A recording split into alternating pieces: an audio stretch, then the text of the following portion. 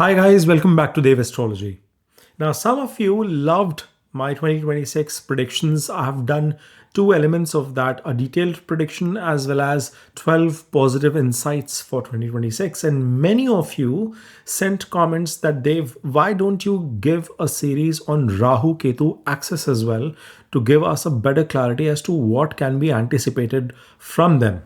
Now, of course, the transit of Rahu and Ketu is not happening in terms of a sign shift all the way until December. However, we will be seeing Nakshatra transits coming into picture.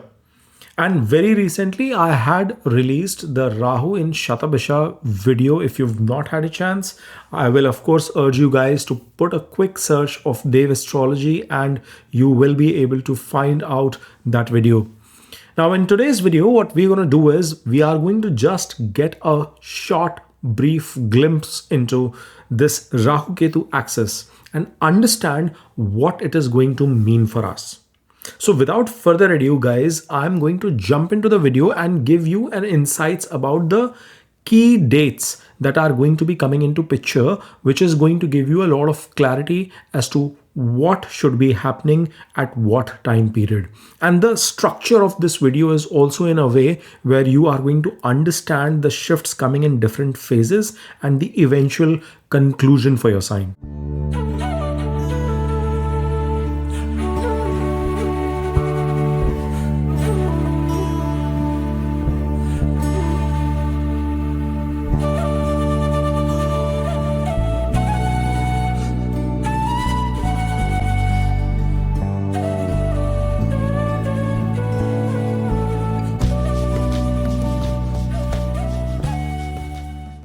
So guys, as you can see on your screen here, I have called out the key dates that are going to be coming into picture, wherein Rahu has recently, at the time of the recording of this video, already transited into the Shatabisha Nakshatra earlier in December 2025. Later, Rahu will be making a shift into the Dhanisht Nakshatra, which will happen mid of August 2026. And finally, the shift is going to come into Makar Capricorn Rashi on December 5th, 2026. Whilst on Ketu's side, we see that Ketu is currently placed in Purv Falguni Nakshatra in 2025. But as you enter 2026, on March 29th, Ketu will get into Magha Nakshatra. Now guys, that is its own nakshatra where it becomes extremely powerful. And eventually, Ketu will transit into Ashlesha Nakshatra on December 5th, 2026, when it enters into the sign of Cancer. For you guys, this transit is happening on 5 and 11, and it is going to be one of the most powerful financial year for 2026, because for most part of the year, 11 months out of 12, this axis remains consistent where Rahu is placed in your 11th house of gains, whilst Ketu is in the 5th house of your creativity, children, education, romance, and speculation. Now, guys, you can understand here that this is going to be a classic wealth versus ego management, ego trade-in situation coming into picture.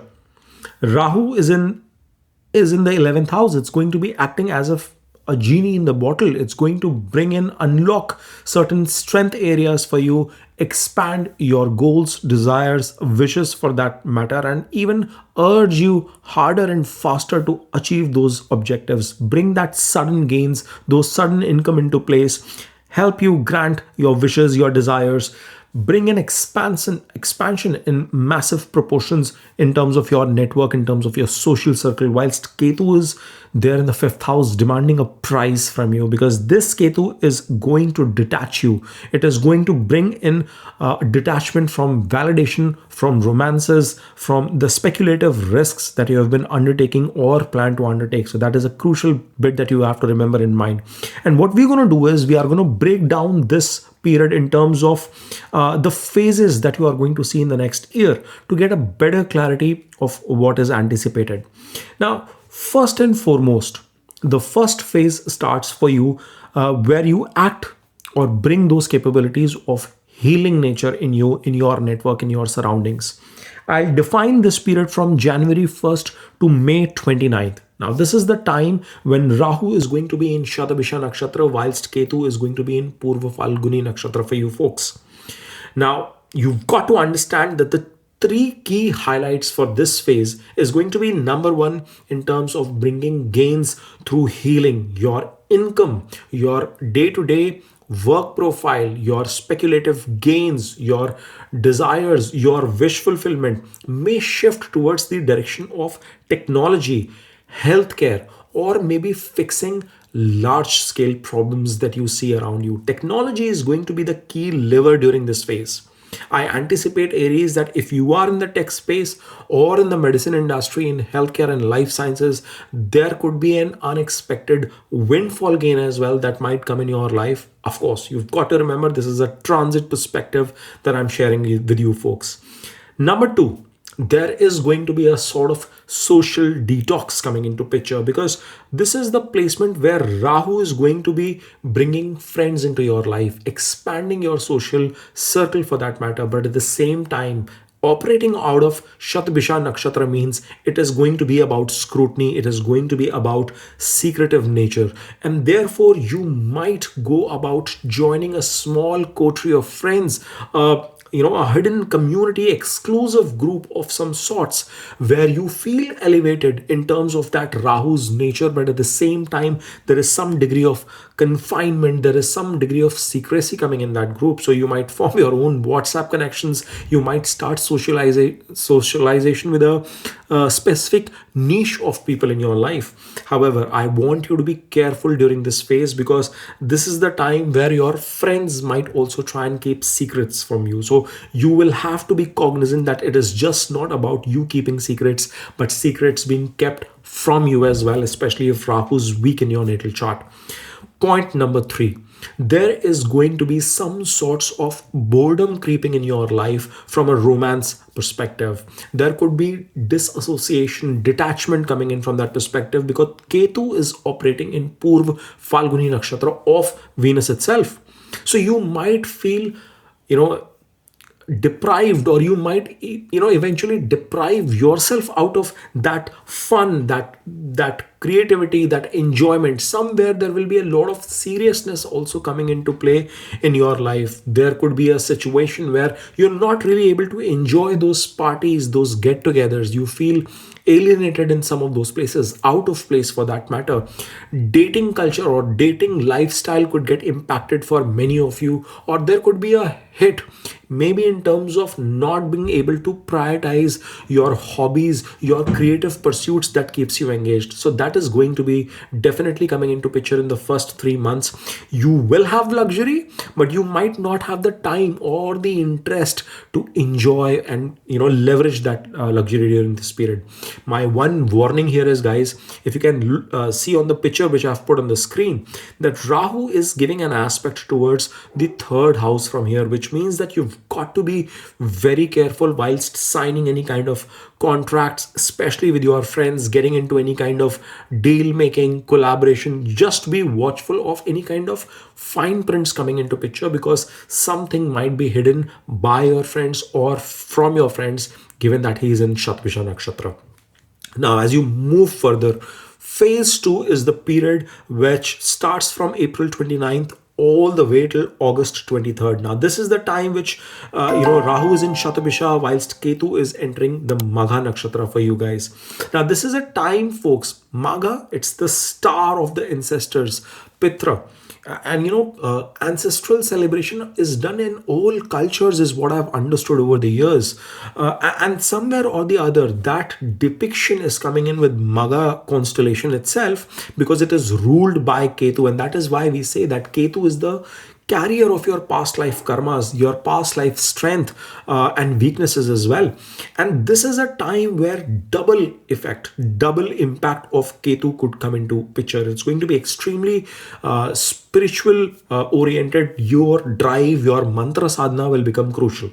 Now, the three things that you have to remember in phase 2 is that, number one, any kind of pregnancy related matters, karmic pregnancy coming into picture, childbirth coming into picture, people who are trying for progeny, people who are trying to conceive during this time, it's a very karmic period, and therefore, this might sound absurd to some people, but you have to understand Ketu is carrying the past life legacy. So a past karmic connection could become a part of your family lineage of in your further cycle. However, for people who are beyond that, this is a period where you could feel that parenting in itself could become extremely confusing, extremely demanding. You might not you might feel a lot of heaviness within you and may not exactly know how to deal with situations. Second, this is also going to bring royal detachment of sorts. Now, why do I say detachment? Because one, Magha is a royal nakshatra, and Ketu is bringing that detachment. So somewhere there is a possibility that all those desires, ambitions you could be chasing with Rahu, you might get ended up being offered a leadership opportunity, a new enticing creative project, something related in your romantic life, which could be extremely exciting. It could be pivotal for you, but at the same time, you feel strange emptiness within you. It can reflect in your education as well, guys. But from a speculative trading perspective, it can be detrimental because this may not be the best time for taking crazy amount of bets. This is a time where you will get applause because Ketu is sitting in the sign of Leo. You will get fame and respect, but that doesn't matter to you. I think it's a emotion of getting something too late, or maybe your eyes getting set on a bigger goal, a bigger desire. The third bit for this period is that your past life creativity is going to come to the fore. Somewhere all the modern constructs that you see distracting all around you, you are going to lose interest during this period from that sphere, because more or more you are going to become obsessed with ancient knowledge, ancient information, history, lineage of some sorts, looking deep inside and trying to find your strengths, something that you really find cool to operate with. And that is what is going to take a massive undertaking from your creative pursuits perspective as well.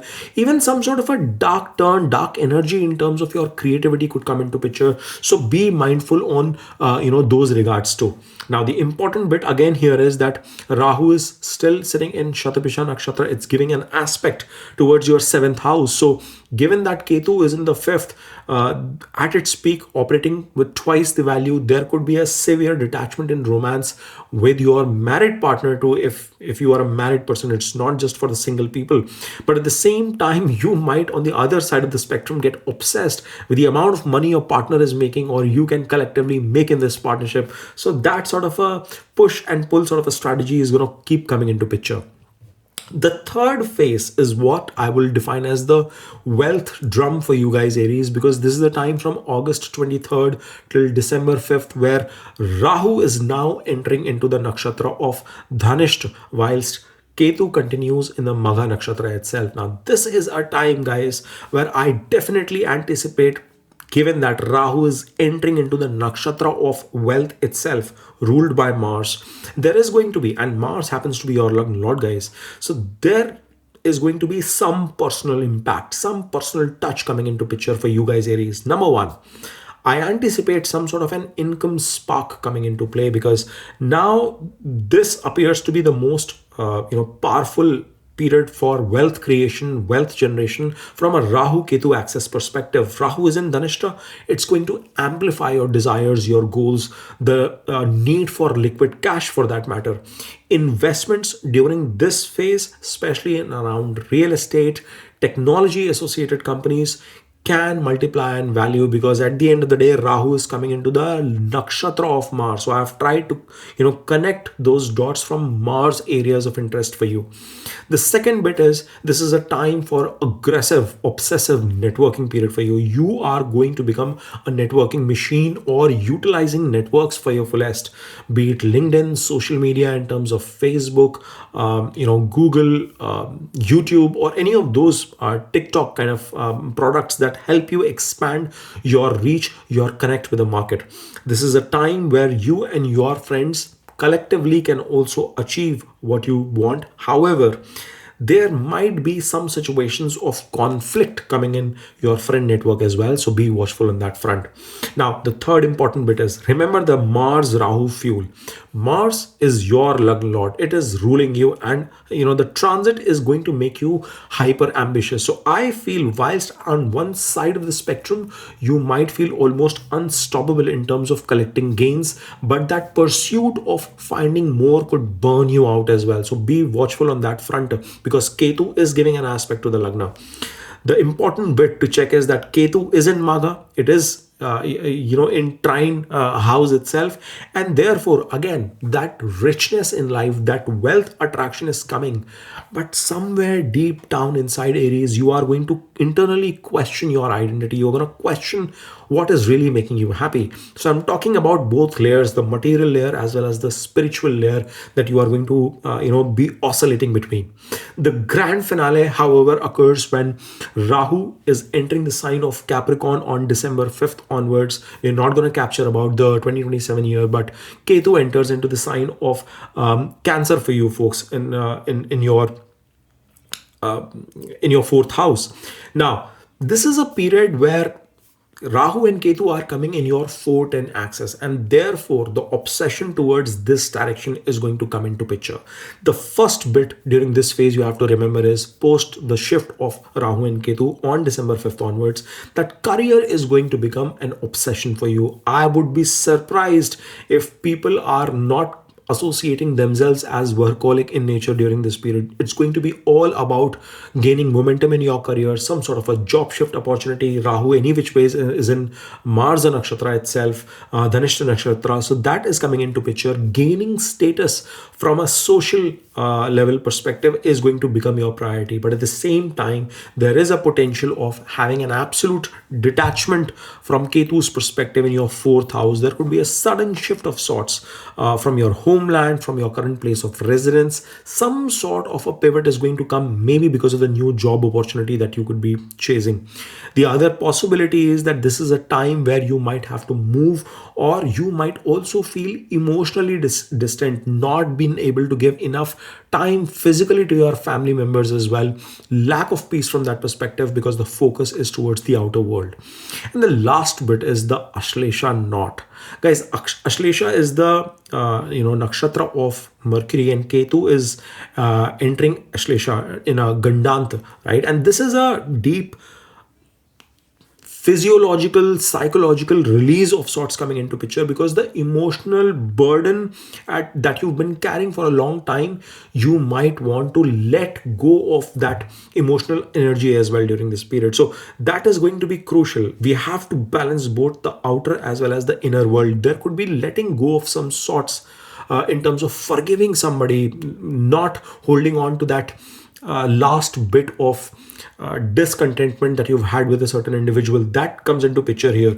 Now, throughout the year 2026, I think you've got to focus to the fact that Rahu is predominantly in your 11th house. Work towards a large cause, a big cause. Maybe associate yourself with some sort of an NGO as well. It is going to act as a brilliant remedy in terms of bringing that balance in your life if you're oscillating in one direction. That is the first bit that I would want to call out.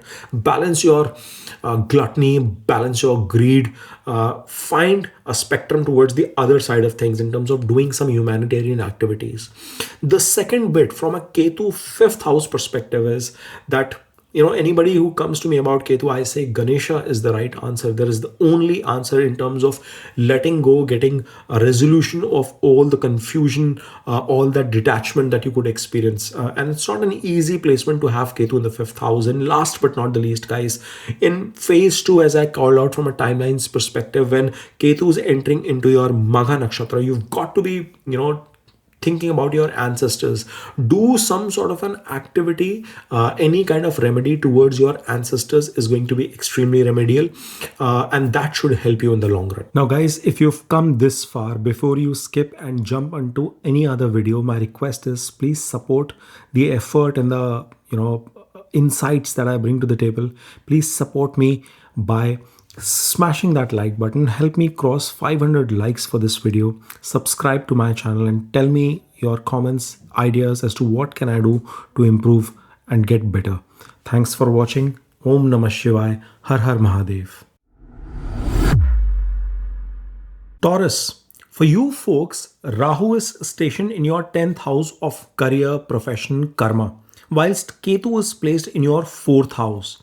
And this is going to bring that classic public success, public status versus your personal or private sacrifice into picture, because you are going to be oscillating in this 410 axis now for the major part of the year. The shift is going to happen in the last leg, which we are of course going to be touching upon. But this presence of the kingmaker Rahu in Vedic astrology in the 10th house is indicating that this is a time where you are going to be obsessed with your public status, your fame, the kind of authority, respect that you gain from the masses around you. It's going to be a time of obsessive effort coming in with respect to your karma, from your career perspective, your education perspective, your day-to-day activities that you are doing to build and achieve that larger vision, or from your business initiatives as well, if you are self-employed for that matter. Whilst Ketu is sitting bang opposite to it in your 4th house, creating that vacuum, that hole of sorts, which could be impacting your peace of mind, your comfort zone, your mother for that matter, her health, your sensitivity and emotions towards your domestic affairs, your family life, or complete disassociation towards the build that you are having, the assets that you've created, but more towards the outside perspective that is going to be driving you during this period.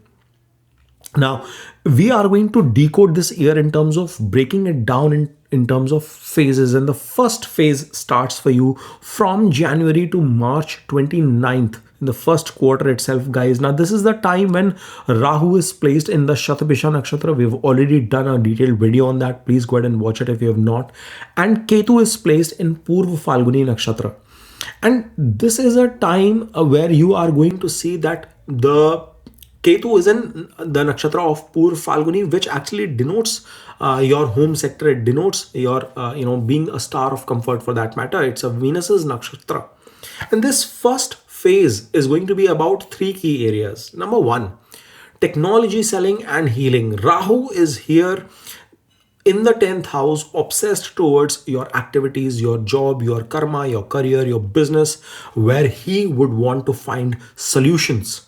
You are going to face obstacles. He's giving an aspect to the 6th house, but you are going to be solution oriented and taking up roles that bring leadership in your life, that bring authority of sorts, where you are able to control large masses is going to become your priority.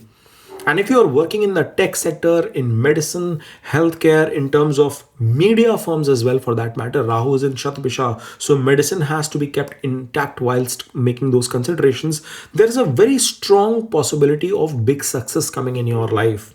In fact, if you are operating in the tech horizontal itself, leveraging technology in whatever you do, you have a small mom and pop store and you want to sell something, if you bring in some sort of technology integration, if you bring in Rahu's ability to market yourself, this is going to be a stupendous time for you from that perspective.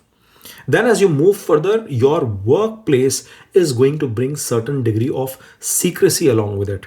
After all, Rahu is in Shatabisha Nakshatra in the 10th perspective, and this means that you could either get involved in highly confidential projects. Your research, your education could be in areas which is of high importance but confidential in nature, or if you are coming in from other walk of life, like being in politics, taking certain initiatives from a public welfare perspective, but hidden from the public eye, hidden from the political aspects of the same.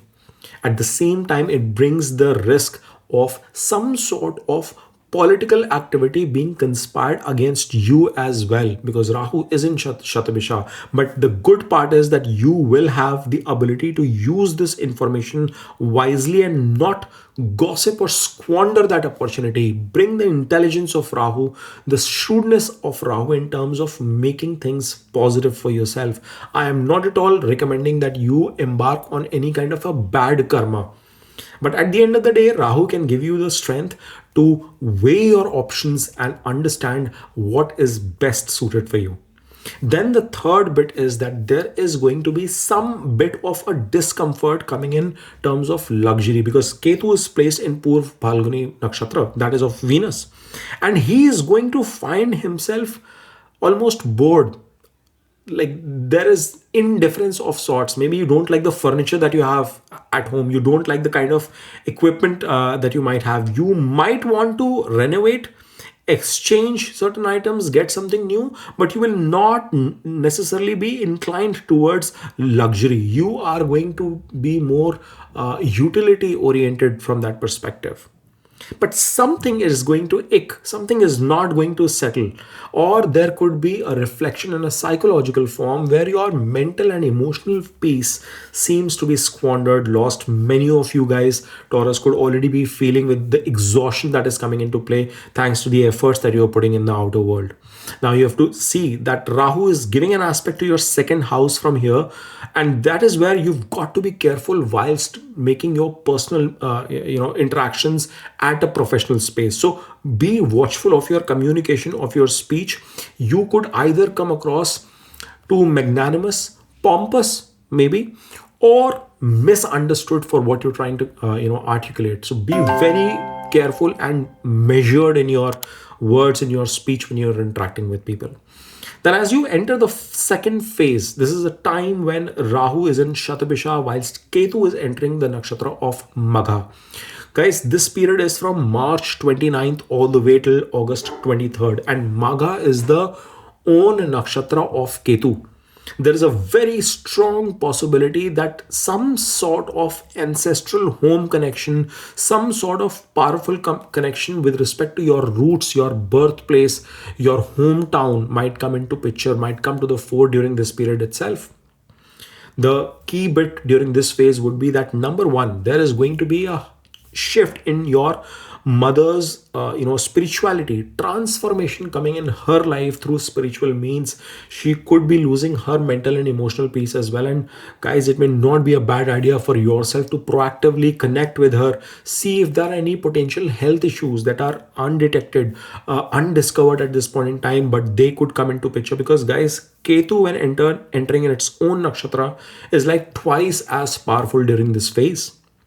Then there is going to be a sense of karmic duty which is going to come in your mind towards your motherland, towards your mom for that matter. You might be thinking or wondering about why a certain emotional or physical distance, a separation of sorts has come into picture. So that internal battle is something which is going to magnify during this period, guys. Be watchful of her health, be watchful of your health as well. Meditation is going to be crucial during this phase. The second bit is some sort of ancestral property issues could come into picture, and this is a time where it's a time where you might forcibly or proactively might want to deal with old homes, land, property issues that have been off your radar, or they've not been seeing any kind of a movement. This is a pivotal time of that shift coming into picture in your life. You might have a sudden urge to sell like an old property, sell off your old land, move away from your workplace as well. There could be a longing, but there could be a dethronification of sorts, if that's a word. Okay, so you could feel that heaviness creeping in. Ketu is coming into Magha and it depicts your throne as well. It's something regal, royal coming into picture in terms of nakshatras. So that is where a big grandeur of ancestral property is what alludes in our head. And then the third bit is going to be the office escape, because now your home is going to feel so heavy for you. You are going to feel so lost when in your personal time, or so engrossed that you might prefer that your office, your workplace, the effort that you're putting in, the preparation that you're doing is a better situation to be in. And you might, I was earlier alluding to at the start of the video that it's going to make people extremely workaholic by nature. Well, this is the biggest trigger coming into your life in phase 2 where you can feel that heaviness at your home and therefore prefer something outside. Now, the important bit is Rahu is still sitting in Shatabisha, and it is giving an aspect to your sixth house. So any kind of challenges coming your way, you will have massive advantage on your enemies over your obstacles. You would be almost like preempting problems during this period. However, you still might have to deal with home related issues. Some sort of competition will come up. Don't worry, you should be able to crush that competition at workplace. The third bit is going to come into picture from August 23rd till December 5th, guys. Now, this is a time when Rahu is entering Dhanishta Nakshatra, and that is the Nakshatra ruled by Mars in your 10th house itself. The constellation of symphony of sorts coming into picture. And then Ketu continues in your Magha Nakshatra itself. Now, so you've got to understand Mars, as you can see on the picture as well here, is ruling your 7th house of business and 12th house of isolation and foreign connections. So it has some interesting, rulership for your chart. The first bit is a possibility of promotion is definitely coming into picture here. After all, Rahu, the planet of expansion, has entered into Mars Nakshatra, and this could be the peak opportunity of professional growth, new job opportunity, new shift in terms of recognition, elevation in terms of your role. All those kind of things can come into picture. Since it's in the 11th house, it can result into financial gains or in the fame as well. I'm so sorry, 10th house. Then you have to understand your public connect, your public status, your speech, your communication in that era, or maybe operating from a media perspective, social media perspective as well, I would include in this case, is going to have a very strong possibility of virality. The second bit is your ambition is going to be aggressive during this period. You might become ruthless because that Martian energy of the soldier and expanded multifold is going to come into picture. You might prefer a corner office, that one big slot for yourself, something with respect to the applause, the title, that designation. All those things are going to become your priority, and you would want to move fast. You would want to act fast during this period. You will be bold in terms of your decision as well during this period to secure that objective. But on the third bit, you have to also understand that foreign career success is a very strong possibility because Mars is the ruler of the 12th house. So not just that, but business partnerships, collaborations, and some sort of an opportunity in terms of new relationships coming into picture, new connections because of your networking skills is a good chance here. Ketu is in your Magha Nakshatra itself, and it's aspecting your 8th house and 12th house, guys. So that's an important bit, because when you are finding that raise, that growth, that increment in your social status, in your promotion, in your designation, there could be a deep spiritual transformation as well, because whilst you love this adulation, you might want to look into and see that how hard did I have to work for it? Is this an illusion? Is it going to stay? Is it going to move ahead? So those kind of questions are also going to come into picture in your life.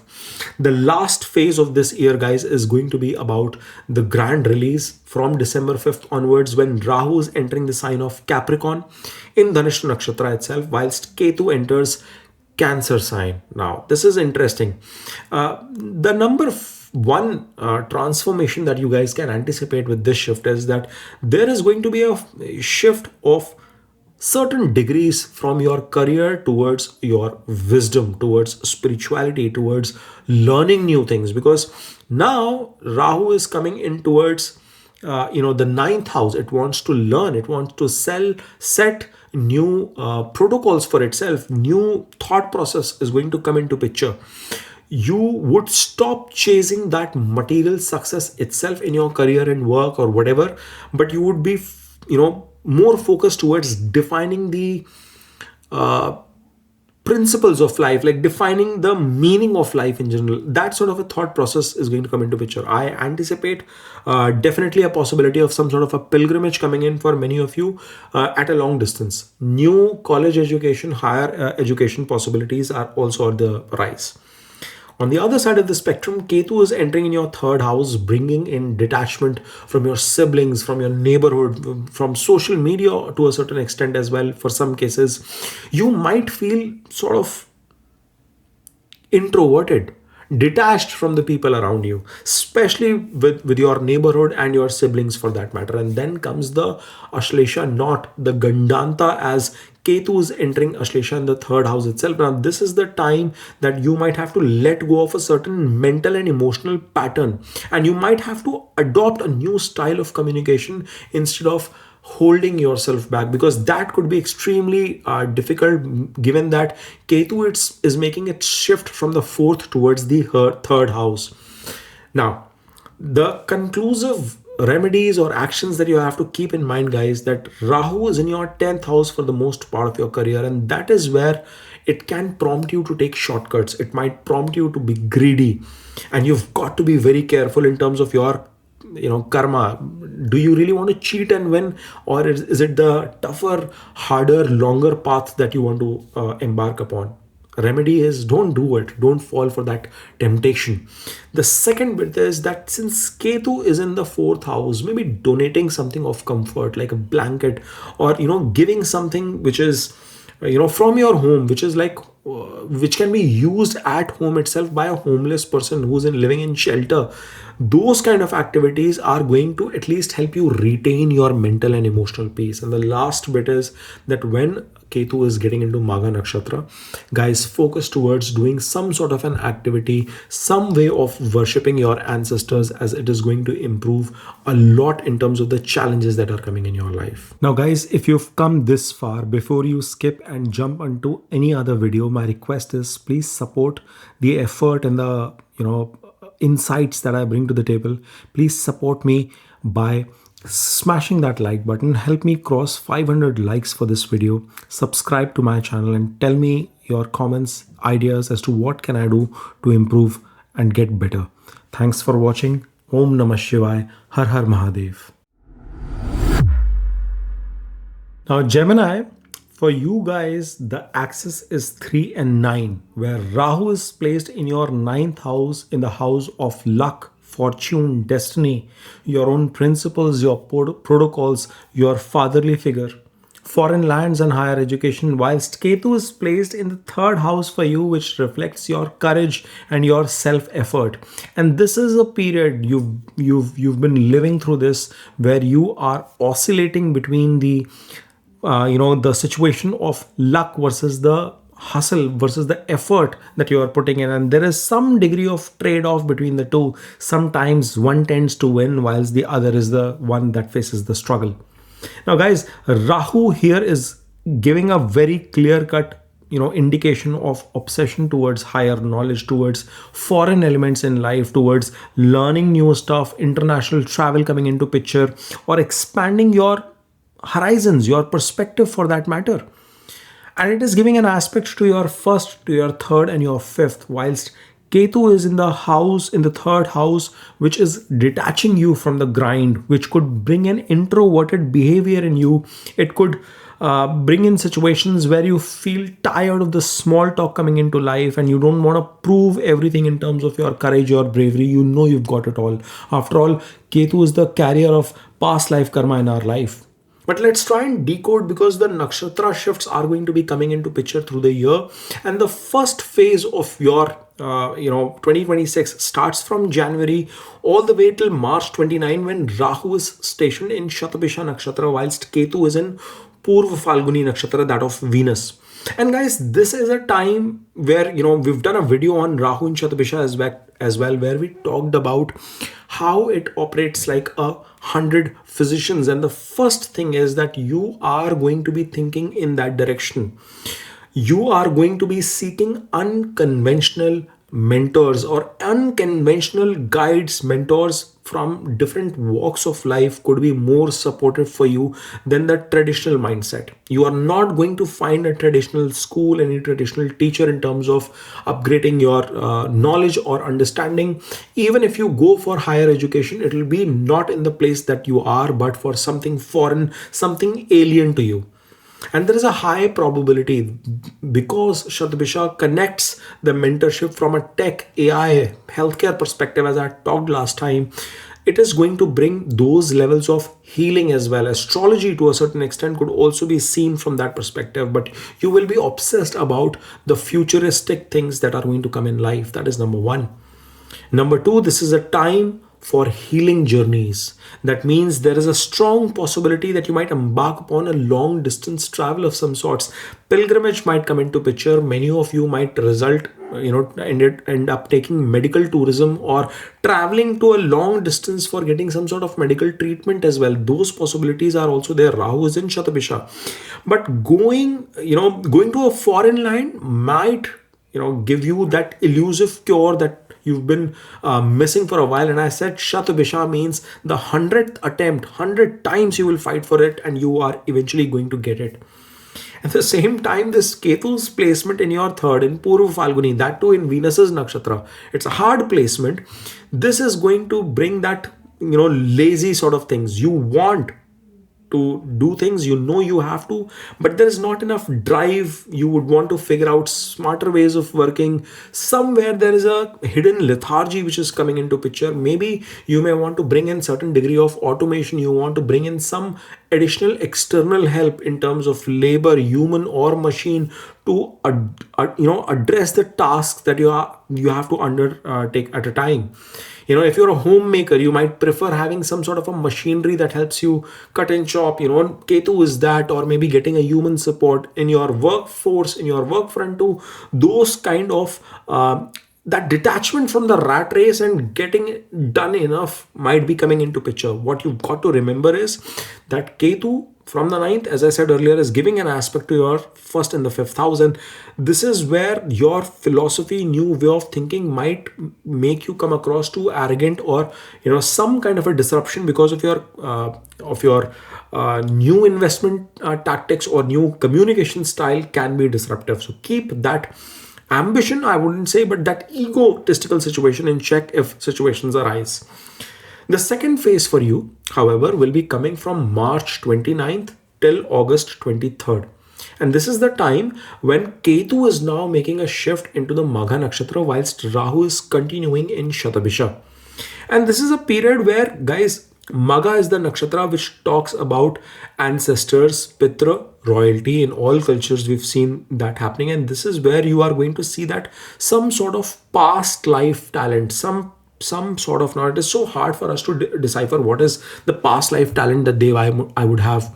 Guys, I'm alluding to the innate capability that you might that you might be able to display, that you might be able to showcase, maybe in terms of writing, in terms of singing, communication, painting, expressing that in different forms that you have not done so far, or that you would have kept in the backdrop for a while, could come into picture, and you will be effortless in that. You will be able to bring that expression. At the same time, it is about your lineage, because Ketu has got into Magha. So somewhere or the other, connecting emotionally or thinking of that sweet old grandmother who was so very kind of you, some lessons from her that you want to carry, those kind of things are going to come into picture here.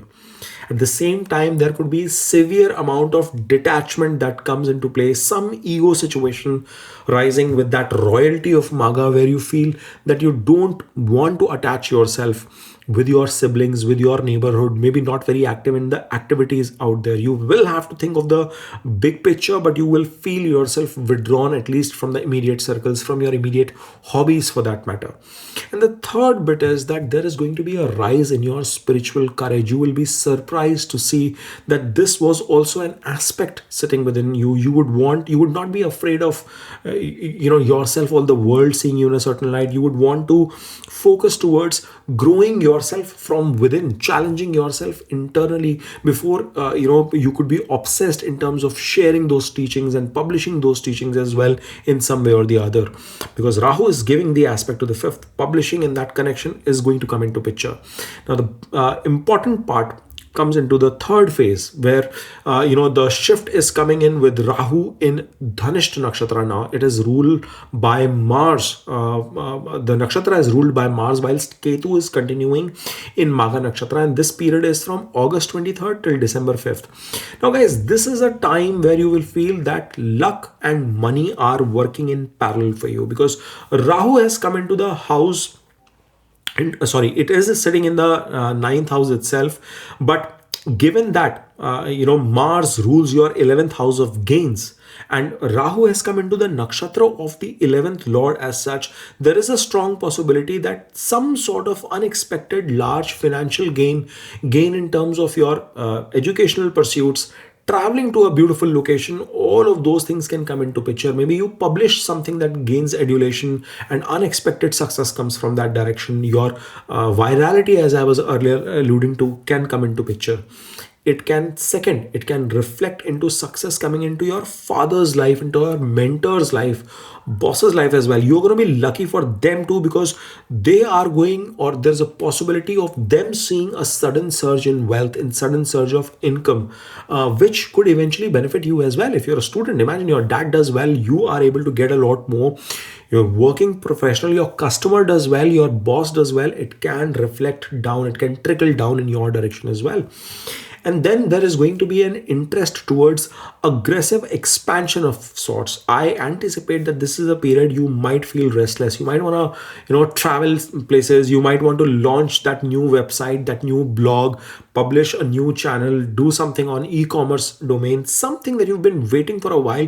You would want to pursue those activities. That lethargy of Ketu can come into check if managed effectively, because you have to remember Ketu is giving an aspect towards your 7th house, and it's giving an aspect to your 9th and 11th as well. So somewhere detachment or separation in your partnerships is possible. So there is a high possibility you might embark on a solo journey, or you might start doing some startup with your own efforts. You build your storyline and you don't want to engage too many people around it, or too much of a partnership. You want to bring that innate knowledge, as I was alluding to earlier, and bring that to implementation.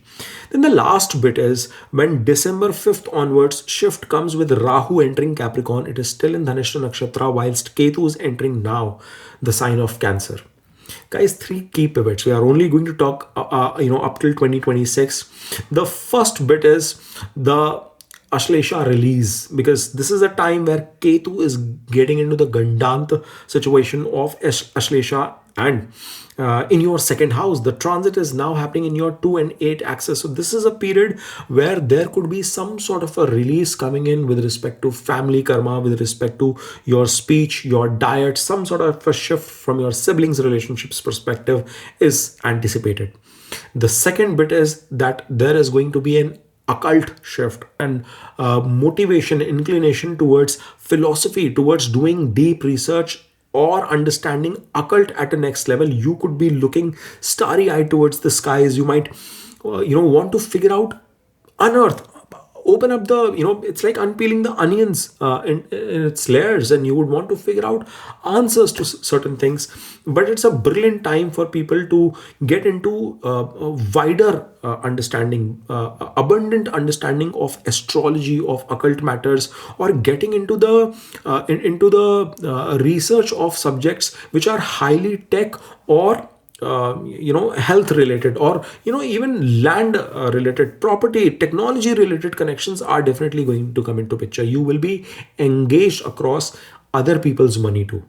The last bit during this shift is there, whilst all this is happening, there will be some degree of detachment coming in from your own family wealth perspective, family perspective, ideology perspective. Some sort of a shift, a spiritual shift is definitely anticipated, or a shift in your career, that because he's giving an aspect towards your 10th house. All right.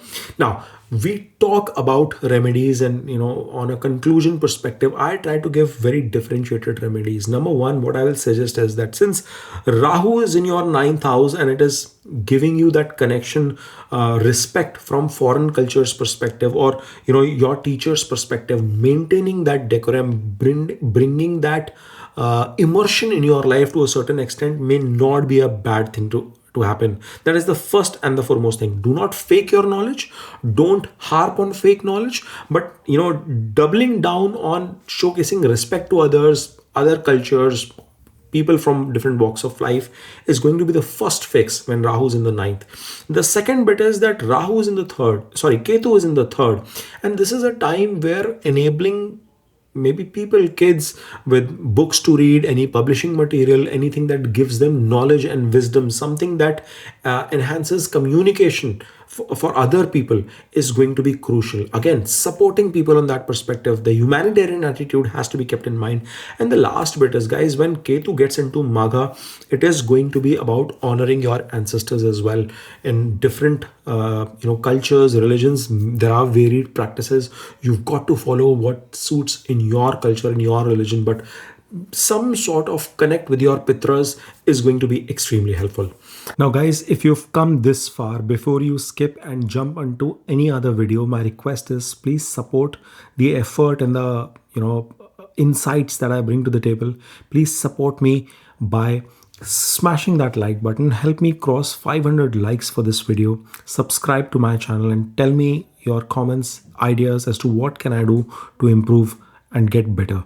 Thanks for watching. Om Namah Shivaya. Har Har Mahadev. Now Cancer, for you guys, the Rahu and Ketu axis is happening across the 2nd and the 8th. Rahu is currently sitting in your 8th house, which denotes sudden events, transformation coming into picture, deep research, shared wealth, your in-laws for that matter, collaboration with your business partner or life partner, as well as occult, whilst Ketu denotes or is stationed in your 2nd house of family, speech, diet, your food, your accumulated wealth. And this is a tussle. It's a transformative tussle that is coming into picture, where you have to know that what sort of path you would want to embark upon. There is certain degree of alienation, guys, you might already be facing or feeling with your family members. Some of you could have seen an impact in your savings, in your money, or change in your day-to-day habits. Some sort of ethos change could have also come into picture by now already. Whilst Rahu is sitting in as the explorer of the uncharted world of sorts. Now Cancer, I know you guys are going through a tough phase. It's not an easy shift. Many of you have put that in comments. Trust me, I love you, Cancer. I'm a Scorpio guy. I have natural affinity towards you folks. But these hard transits do not mean that everything is going to be abysmally bad. You've got to rate transit at one lens and one layer, and you've got to look into your natal dashantar dasha as well, so that you get better clarity of things. There has to be a combined effect coming into picture. Now, what I've done is I'm going to talk about this transit with respect to key phases, because the Nakshatra movement of Rahu into Shadbisha is what I had recently already captured in my video. If you have not had a chance, visit and watch that video as well. But the first phase for year 2026 is from Jan 1st till March 29th, when Rahu is sitting in the Shatbisha Nakshatra for you, whilst Ketu is in Purva Falguni Nakshatra of Venus. Now guys, this is a time where you can see, number one, some sort of healing, miraculous healing coming in your life, because you could have been facing with a lot of chronic issues. After all, Rahu is sitting in your 8th house. Any kind of chronic diseases, any kind of undiagnosed problems, health issues that you've had. This is the time with shift of Rahu into Shadbisha where you should be able to detect, you could be able to find that 100th physician that can help you with that cure. You might have to turn towards alternative medicine as well, like homeopathy, allopathy, Ayurveda, and there are so many other forms of medicine that are practiced globally in terms of healing, like Reiki healing. Some people prefer, whilst people come to consultations with me, they consider that as a healing session because they don't see that just as a predictions mindset. And guys, that is the right way to operate it. And some sort of healing with Rahu's shift in Shadbisha in your 8th house, or maybe leveraging new technology, some new solution comes to the problem that you've not been able to find a cure. This is the time where you will feel absolute strength from those areas perspective. Number two, as long as Rahu is in Shatabisha. By the way, it is still August 23, but I've broken it down because Ketu's Nakshatra shift is going to come into picture. The number two bit is this is going to be a time where secrets are going to be unveiled. You could be obsessed about finding truth. I had mentioned this in the other video too, that about maybe your family member, your partner poking into their phone, deciphering something from digital media, some sort of interest in terms of revealing secrets can come into picture, or it can also result into having a breakthrough of sorts in research, in data analysis, in AI, finding some sort of solution, maybe getting knowledge of astrology, of the occult, or getting in touch with a smart astrologer who can talk that logic, discuss with you and give you those solutions. That is going to come into picture, but there's a high probability that some sort of financial impact can also come into play, with changes the dynamics. Now, I will not be able to tell positive or negative unless and until you understand what your natal chart and dasha period is going like. Further, this is going to be a time which could bring in some degree of detachments of sorts, or disassociation with family related matters, with wealth related matters, all that motivation towards chasing money, towards I would say indifference towards luxury could come into picture. You might not just give a damn about things. You won't care as to what is happening. You wouldn't like to flash. You're okay. You feel confident with whatever you have. Again, Ketu is like carrier of past life energy. So there is a tendency that I already know. I've felt that it. The other way to look at it is that Ketu in the second might also want to make you declutter stuff, remove things, and make it simple. Maybe your refrigerator is now pumped up with stuff that is easy to make. You want to have just that bread, butter, and sunny side up eggs on a regular basis 6 days a week. Sunday is what I'm going to try something different. I'm going to be disciplined from that perspective. That kind of a shift can also come into picture. Now, that can be seen as indifference, or that can be seen as discipline of sorts. The other bit is when we look into the aspect of Rahu. See, Rahu is giving an aspect to your 12th house and to your 4th house. And this is the time where some disturbance in sleep is highly possible, but also with respect to your emotional and mental status. So please keep a pace for yourself. Find that rhythm which is suitable, that lets you operate in a sanity. Now, the second phase of this comes from March 29th till August 23rd. This is the time when Rahu is getting into Shadbisha. It is already staying there, but Ketu enters Magha Nakshatra. And guys, Magha Nakshatra is the own Nakshatra of Ketu. This Ketu is going to be operating with twice the ferociousness, twice the energy that it has been operating in thus far. So it's a very interesting and pivotal period. First and foremost, that detachment emotion with family, with money, or with material aspects, I would say, is going to increase. But at the same time, you could feel as if you are the black sheep, the odd one out within the family. Something is irking you, something is not fitting the bill in terms of how things are operating, or you could feel a disconnect from an emotional standpoint as well with your family members, with your relatives during this period. You might choose to stay away from family gatherings, from those get-togethers. You don't enjoy that anymore. You like your isolation for that matter.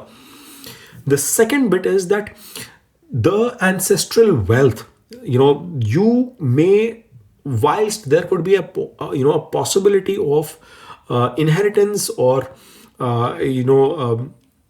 some sort of ancestral wealth discussion coming to the fore, but your interest would be, again, you may not see the value or the worth of putting together a fight with your family members, or chasing anything, or being on the forefront. Whatever decision is happening, I'm fine with it. Whatever is coming my way, I'm okay with it.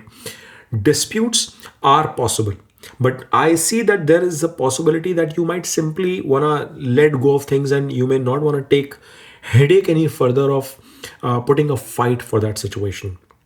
The third bit in this space is that your speech is going to have a lot of spirituality in it. You are going to not be engrossed in small talk, but some deep, intuitive, spiritual, authority based questions that shakes, or something related to ancestry, history, etc., that is going to be of interest to you. Mantra chanting could be of interest to you. Learning new stuff could be of interest to you. That is what is going to come into picture. Rahu still is in Shatabisha Nakshatra, and he is giving an aspect towards your fourth house. So whilst that detachment is coming in from a Ketu standpoint, I would anticipate that Rahu is going to play its role in terms of doing something different. It might want to, bring in some sort of a renovation of sorts, maybe painting the walls new, doing something new to handle your mental and emotional status differently, change your energy as well. And Rahu might prompt you to move to a different place. That detachment from family might prompt you to take a new residence. Shift is anticipated during this period. Now, when you enter the next phase, which is from August 23rd till December 5th, this is the time where now Rahu is making a pivot from Shatabisha to Dhanishta Nakshatra, whilst Ketu continues in the Magha Nakshatra itself. Guys, Dhanishta Nakshatra is being ruled by Mars. So this is an important bit coming into picture. It is the nakshatra of wealth itself. And Mars, for you guys, Cancerians, happens to be a Yoga Karaka planet. It is the lord of your 10th house as well as the trine house, the 5th house for you. So it is very crucial planet. Now, Rahu has entered in Dhanishta Nakshatra in your 8th house. And that is indicating, number one, possibility of sudden wealth gain coming into picture. This is where I'm talking about gain, because the nakshatra is ruled by Mars, and that possibility is in terms of insurance payouts, some sort of inheritance coming into picture. Speculative activities might turn positive for you during this period. But yes, amassing wealth or getting something more than usual is definitely possible. Number two, your intuition will be at its peak during this point of time. This is a time where your interest towards occult, your interest towards knowledge, Mars denotes astrology as well, guys. Especially when it comes in combinations with the Venus or a Jupiter and stuff. But getting into Dhanishta Nakshatra, that interest, given that Rahu is in the 8th, is going to be heightened.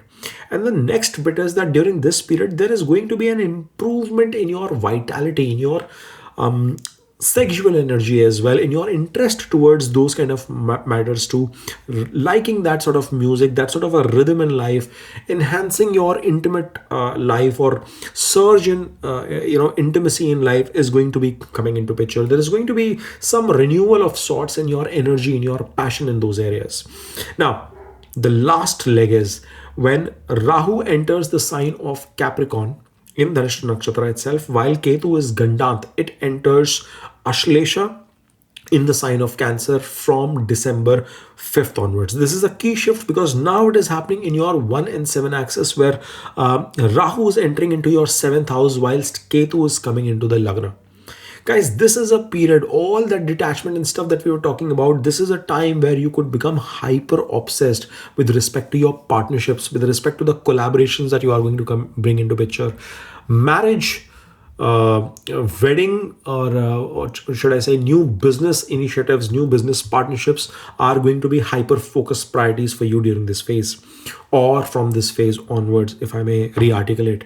The second bit is that now there is going to be a self-detachment of sorts, or you are going to keep yourself second in the pecking order, so to speak.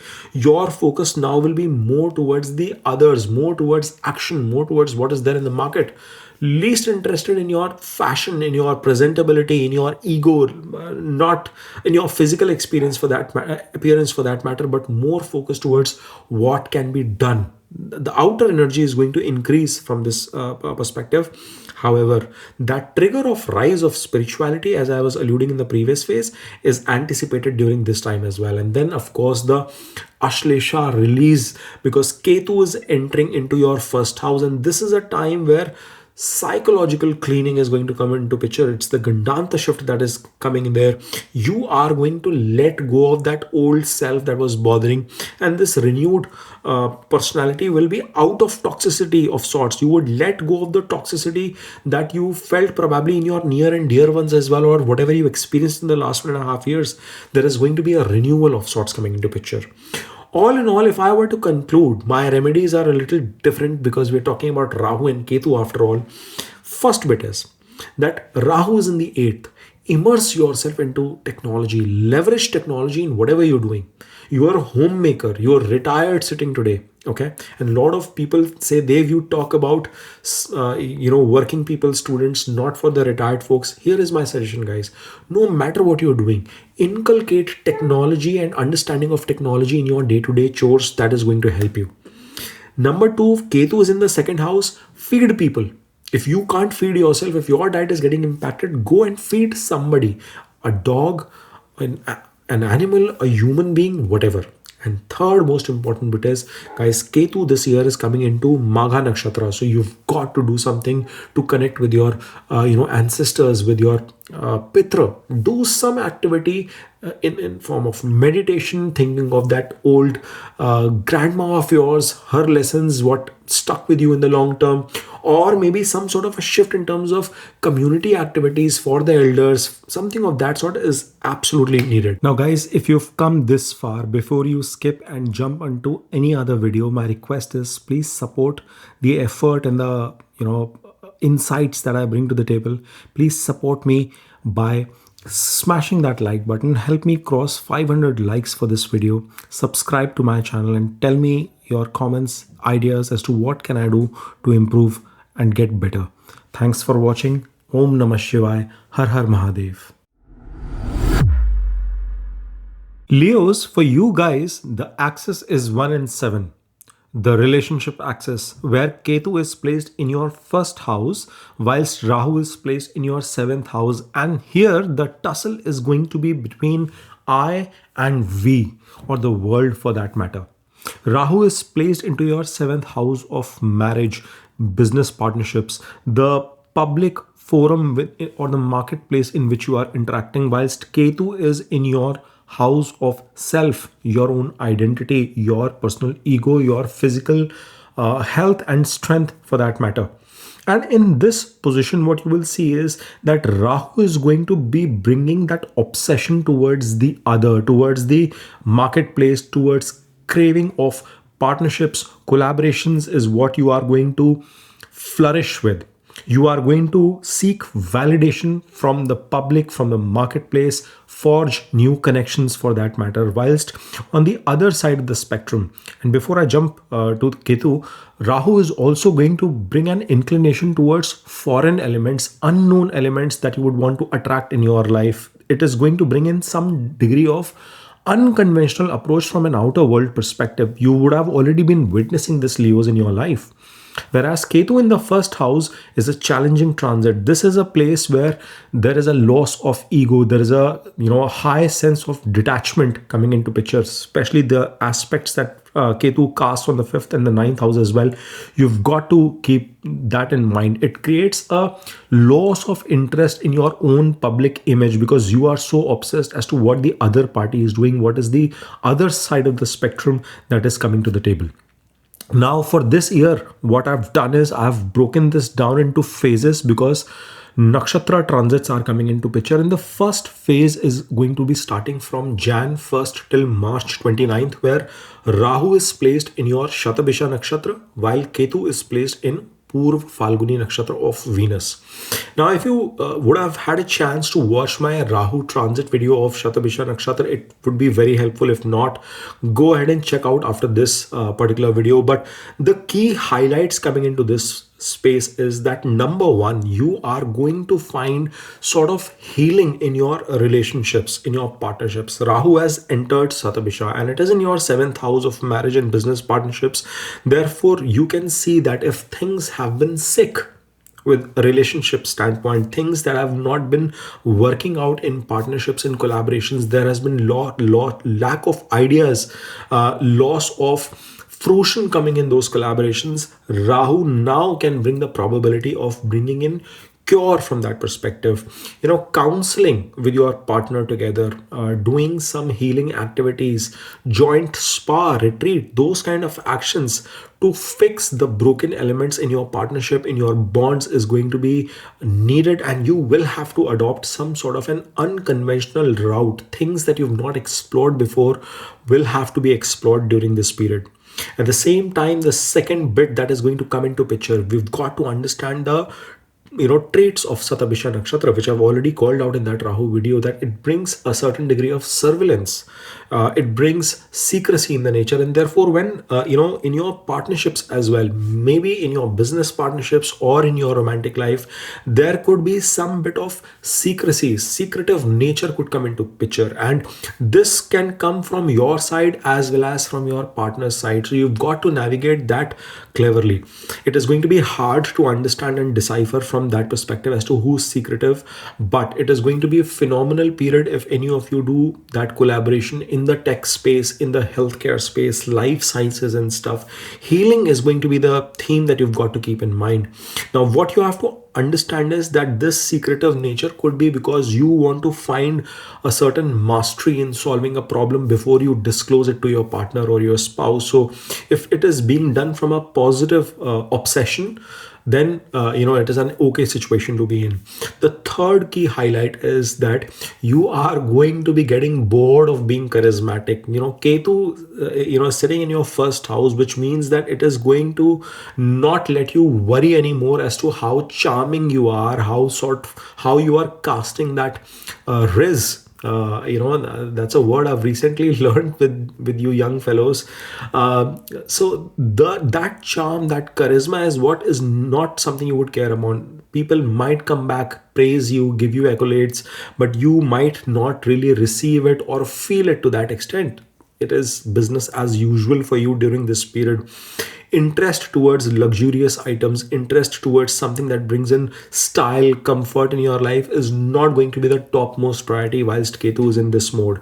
Now, you've got to remember, Rahu is giving an aspect into your 11th house of gains and 3rd house of your communication. So you've got to be careful that whilst you are obsessed with finding those gains in life, you could be smart with your communication, but you could end up alienating people, especially your siblings or your friends network as well, due to that obsession. So be a bit careful as to how you are articulating your thought process during this period. Now, the second phase is going to be starting from March 29th till August 23rd. This is where the Nakshatra shift is coming into play as Ketu is entering into Magha Nakshatra. And I've said August 23 because Rahu continues to be placed in Shatabhisha Nakshatra itself during this period.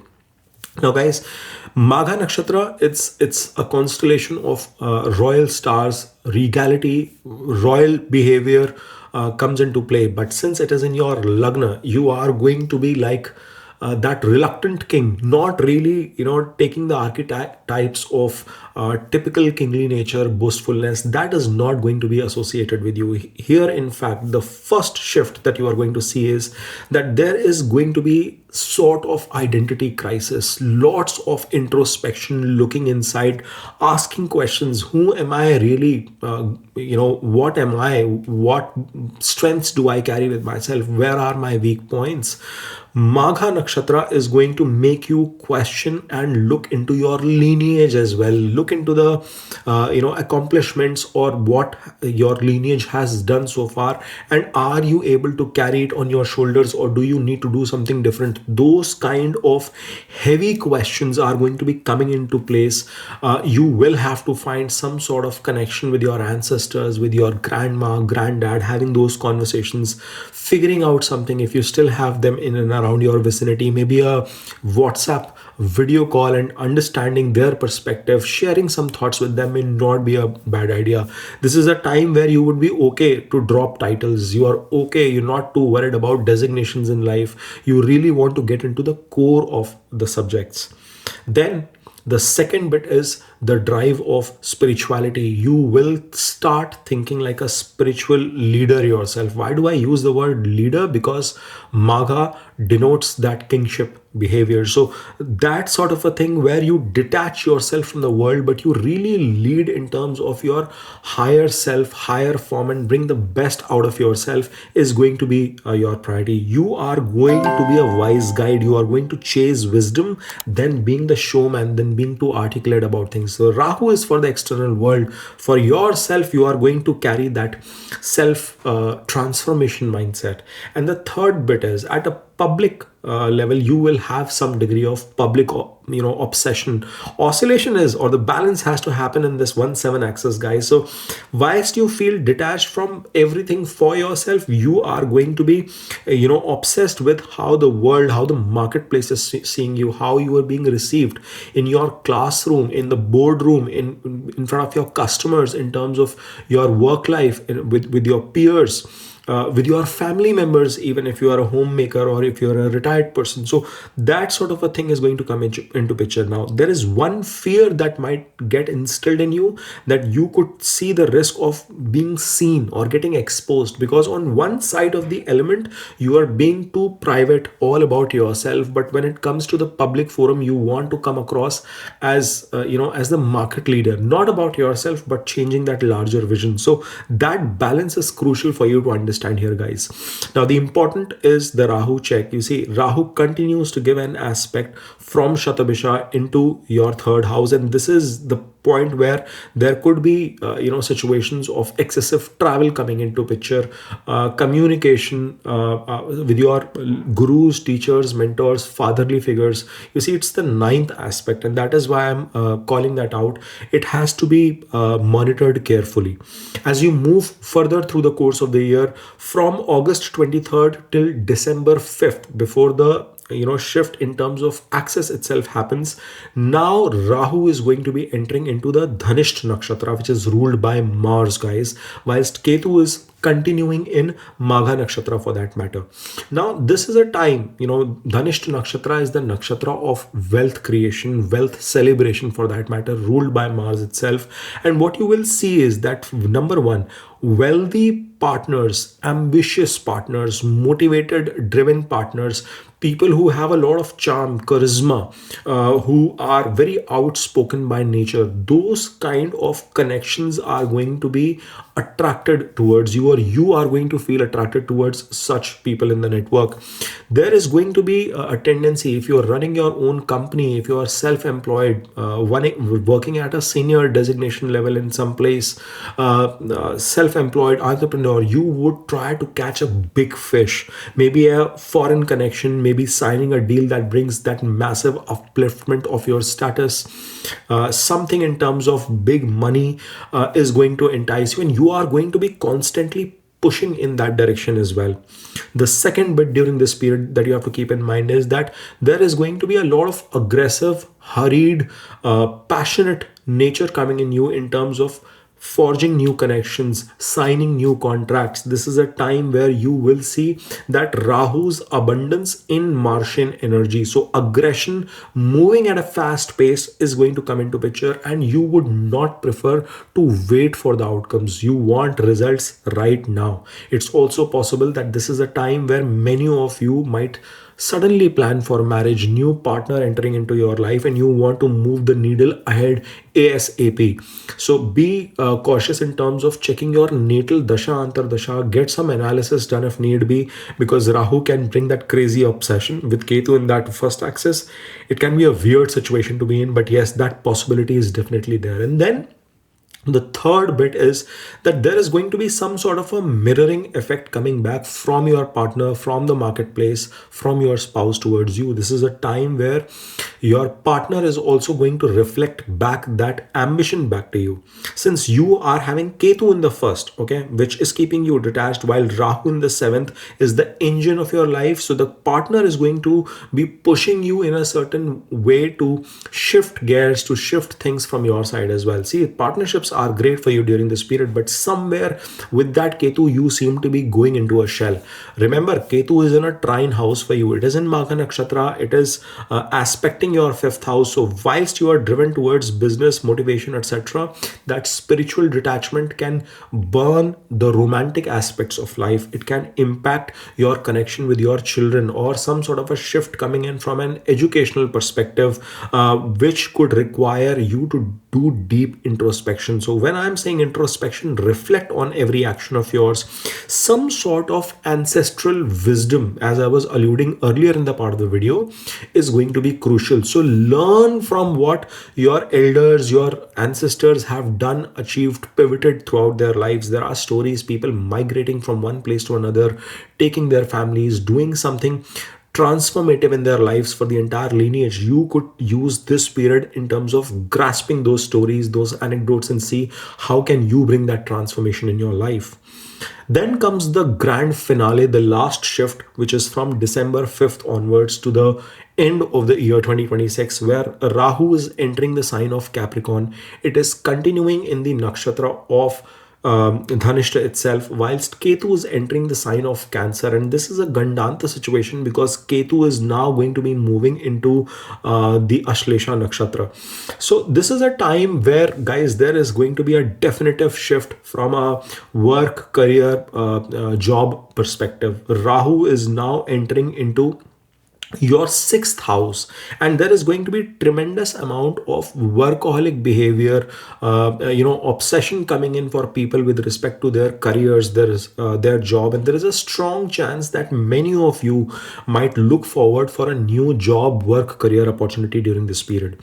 Sixth placement of Rahu is also fantastic because it gives a very good Shatru Hanta Yoga. You will have the ability, the smart wit and thinking process to overcome your enemies, to defeat the obstacles coming in your way, to clear off the debts that have been bothering you for the last couple of years and that has been giving you that trouble. So that shift is important, and it is not going to be just about hard work. It is going to be about smart work as well. You are going to try and navigate things like a conqueror. This is going to be a good positive shift coming into play for you guys, Leos.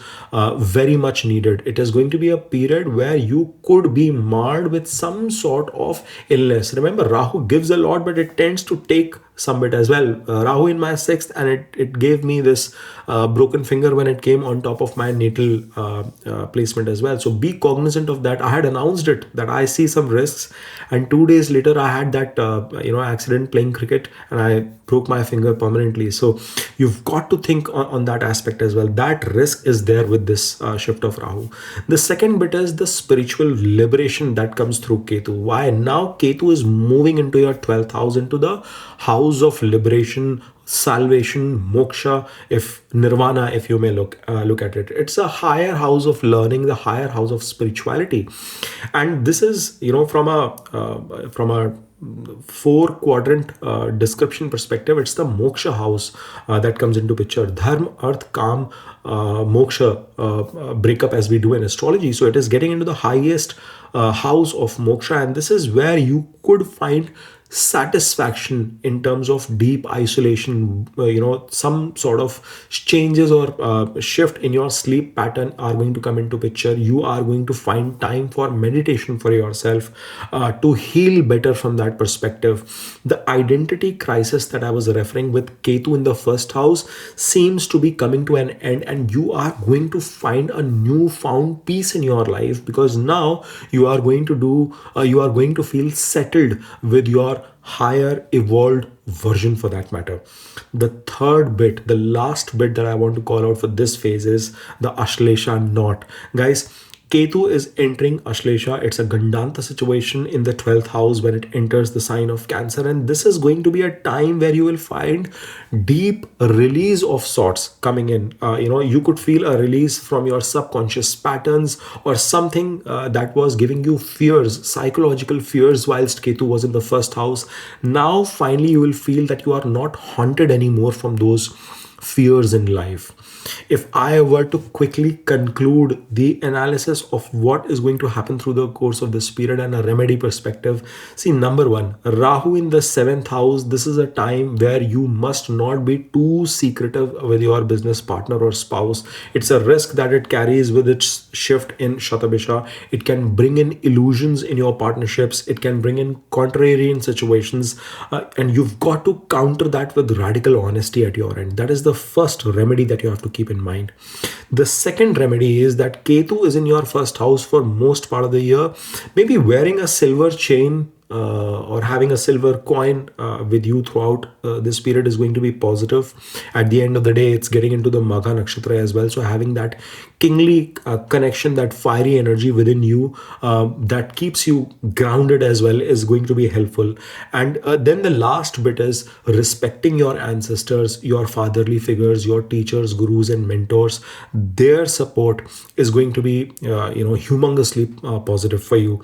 Maybe taking a travel to a long distance to visit your ancestral roots, to connect with where you come from and identifying yourself, reliving that experience may not be bad idea at all. And if you like this thought process, you must put in comments of I choose that positive partnership, maybe anything of that sort, so that I know that the message has reached you folks. Now guys, if you've come this far, before you skip and jump onto any other video, my request is please support the effort and the insights that I bring to the table. Please support me by smashing that like button. Help me cross 500 likes for this video. Subscribe to my channel and tell me your comments, ideas as to what can I do to improve and get better. Thanks for watching. Om Namah Shivaya. Har Har Mahadev. Virgos, in your case, you have Rahu and Ketu in your 6 and 12 axis. Rahu is placed in your 6th house of enemies, debts, loans, litigations, health, your daily regimen, whilst Ketu is placed in your 12th house of spirituality, losses, expenses, investments, higher spiritual learning, donations, charity, and sleep for that matter. And this axis is going to demand balance with respect to the material victories in life versus spiritual isolation. That trade-off is what you are going to experience your oscillations coming in life.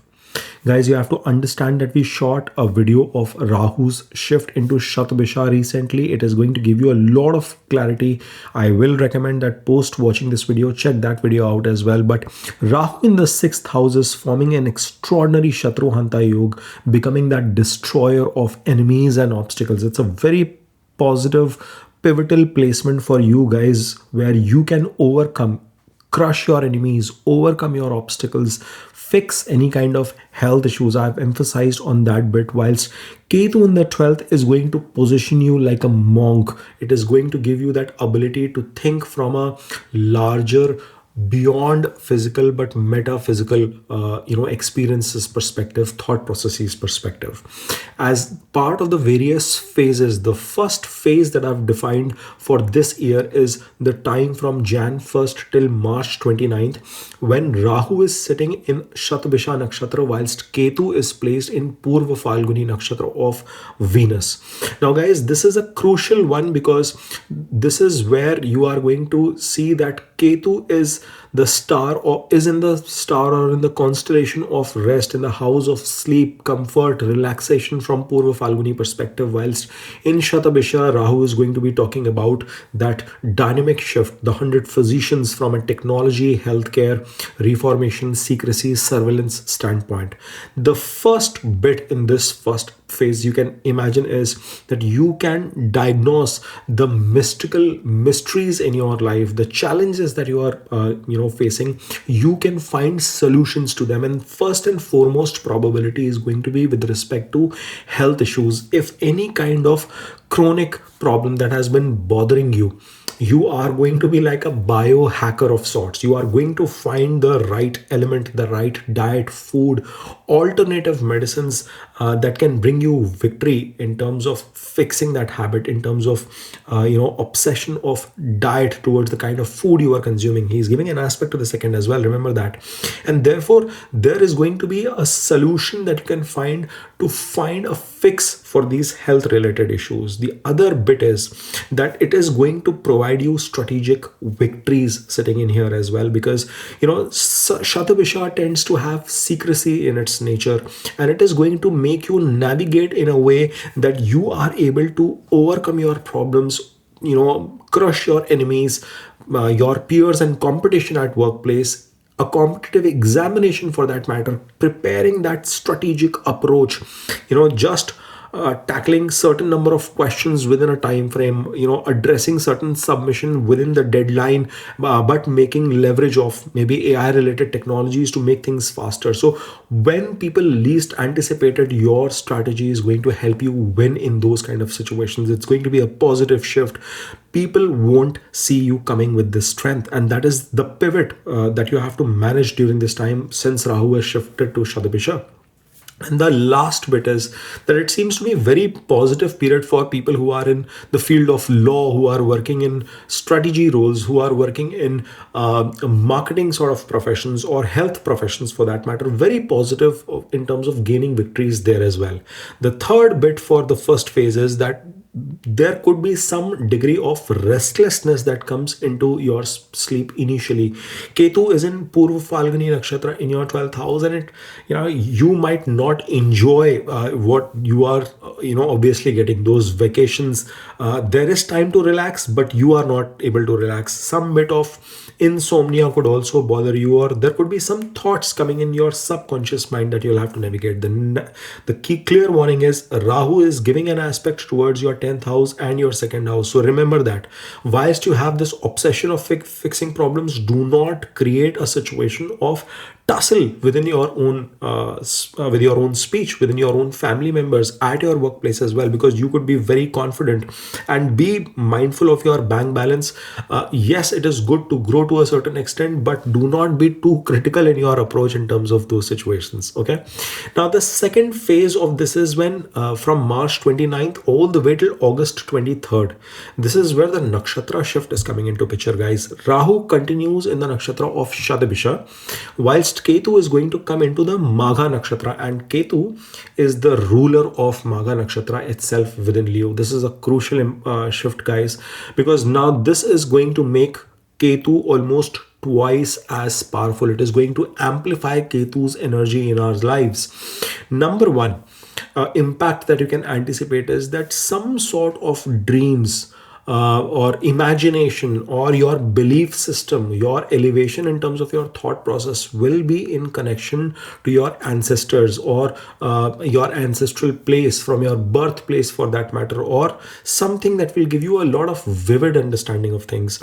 See, this is a time where your dreams could be intense. It can instill some degree of fear as well. You might feel as if my grandma, granddad are trying to communicate with me during my sleep cycle, something of that sort. It's a very weird feeling to experience it, but there will be a sort of karmic cleansing of sort at an emotional level in your dream state. So you've got to keep that thing in mind. Number two, spirituality related expenses or spiritual expense of self is going to come into picture. You are either going to do activities in terms of rituals, in terms of charity, in terms of visiting places of pilgrimage, or doing something in your ancestral place, in your doing something in support of your lineage, your ancestors for that matter. Some sort of a donation, maybe for the building of a temple, is going to come into picture. That kind of a thing is also possible.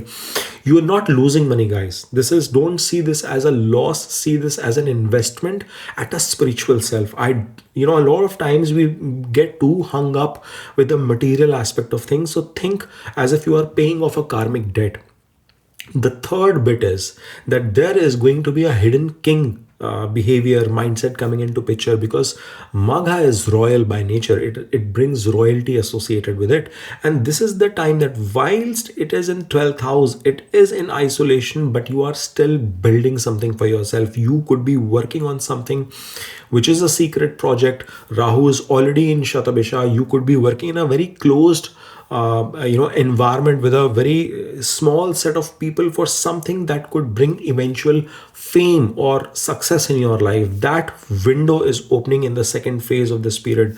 The check is that Rahu is continuing to give an aspect in its trine house, in the 10th house. So whilst you are dealing with that spiritual explosion in your own personal life, during the day you are going to be putting a fight, an explosion of sorts, where you are tackling the hardest problems in your industry, from your education standpoint, your business, your career, or maybe in your retirement life too. The most difficult things that you anticipate are too hard to navigate. You could be fighting those problems. So that's a thing that you have to keep in mind during this phase. Now the third phase is where there is going to be some sort of a conflict coming in your life from profitability perspective, because from August 23rd to December 5th, another nakshatra shift is coming into picture as Rahu is entering Dhanishta whilst Ketu is continuing in the nakshatra of Maga, self nakshatra. Now guys, Dhanishta nakshatra is the nakshatra, or it is the stars of the constellations of wealth. It is ruled by Mars. And when Rahu is entering here, Mars is the lord of your third house, hard work, courage, willpower, and your eighth house. Sudden shift, transformation coming in your life. So those energies are going to be carried forward with this shift of Rahu in your Dhanishta nakshatra as well.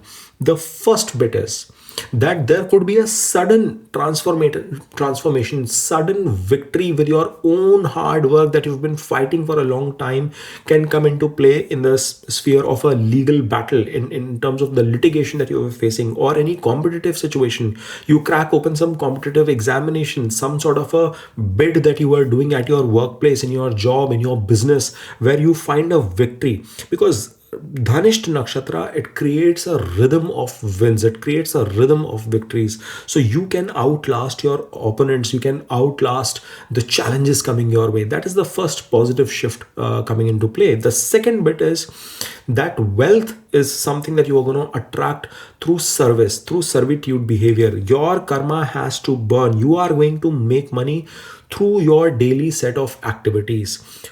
Wealth generation is going to come with overtime effort, with your day-to-day regimen, with the bonuses that might hit. Some sort of a side hustle suddenly pays off something to you. So those problem solving mindset that you're bringing to the table, now that payoff with that sudden shift of Mars from an eighth perspective can be triggered here.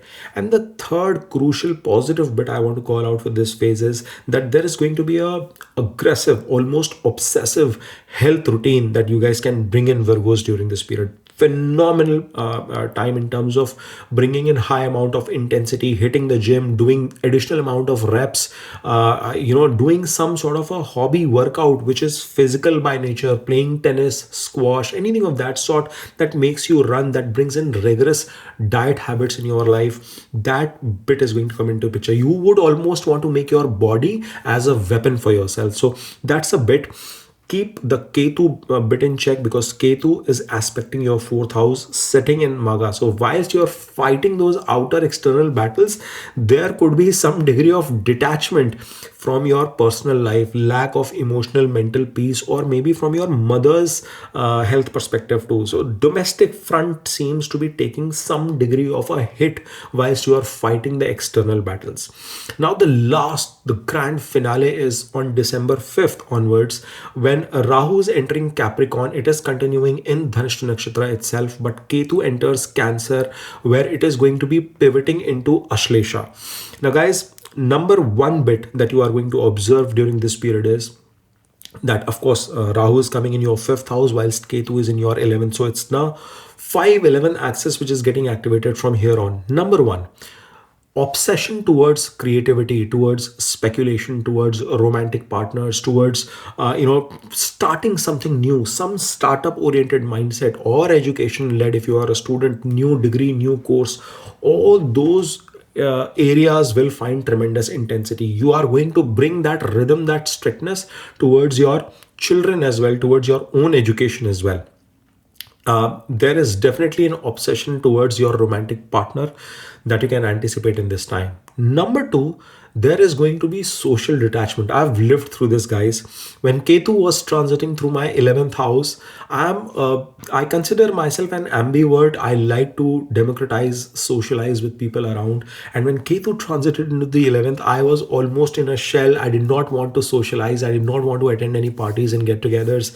That is what you are going to experience during this bit once Ketu is getting into that shift. And then, of course, the crucial part is the Ashlesha knot, the Ashlesha release, if I may say. It's a Gandanta situation with Ketu entering Ashlesha in your 11th house itself, which means that any long held desire that was bothering you, that was creating a ruckus, any ambition that has kept you dissatisfied for a long time, you might just let it go during this period. So it's going to be a release of sorts, because you are not going to clinch onto that matter, onto that goal, that desire anymore. There is a lot of spiritual upliftment that you've already seen throughout this period.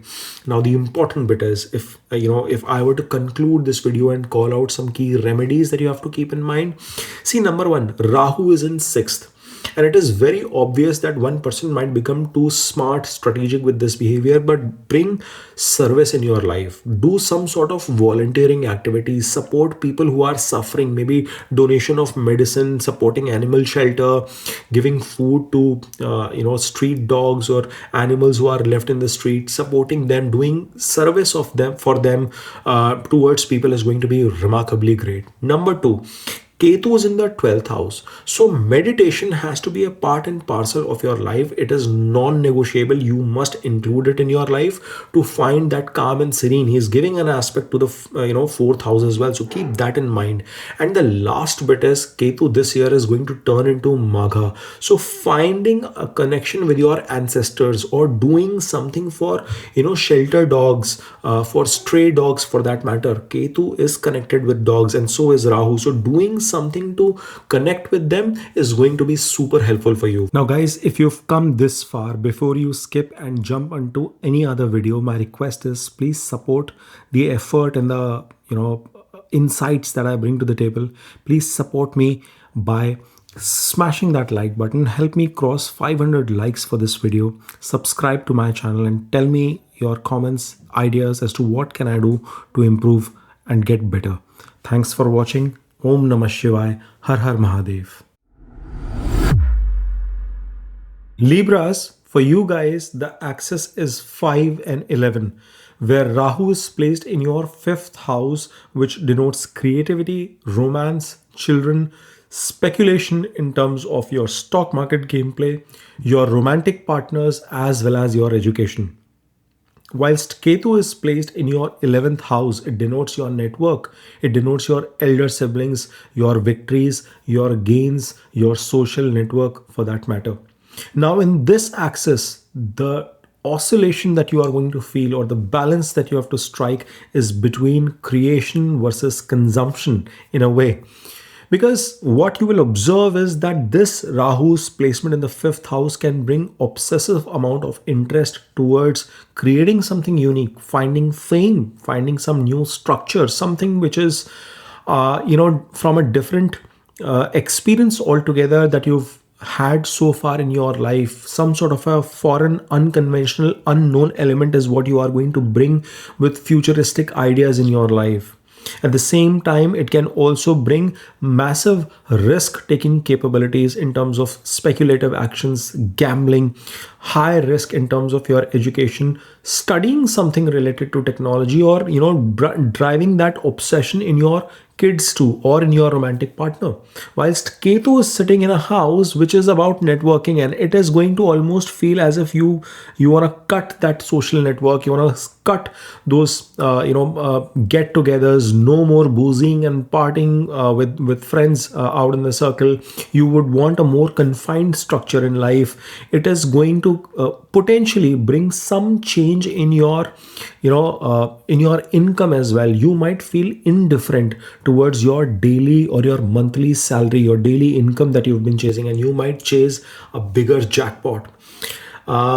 There is a replay of sorts that is coming in my head of what I had experienced with this axis of Rahu Ketu in its last transit. So that's the smile, guys. Now I've broken this down into the phases that we are going to cover throughout the course of the year. And the first phase is from Jan 1st till March 29th. Now we did a video on Rahu Shatabisha where its transit has happened in December. And that's exactly what you're going to see with Rahu in Shatabisha and Ketu in Purva Falguni Nakshatra of Venus. Number one, something related to speculative activities with respect to technology related speculation seems to be prominent. Many of you might embark upon taking big bets, big risk towards cryptocurrencies, technology, blue chip stocks, investments in that direction.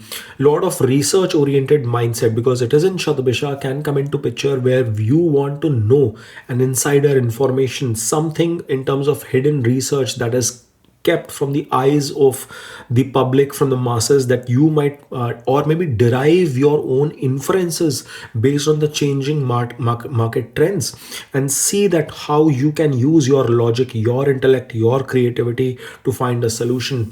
AI related initiatives, data science related initiatives, marketing related initiatives are going to become crucial during this period.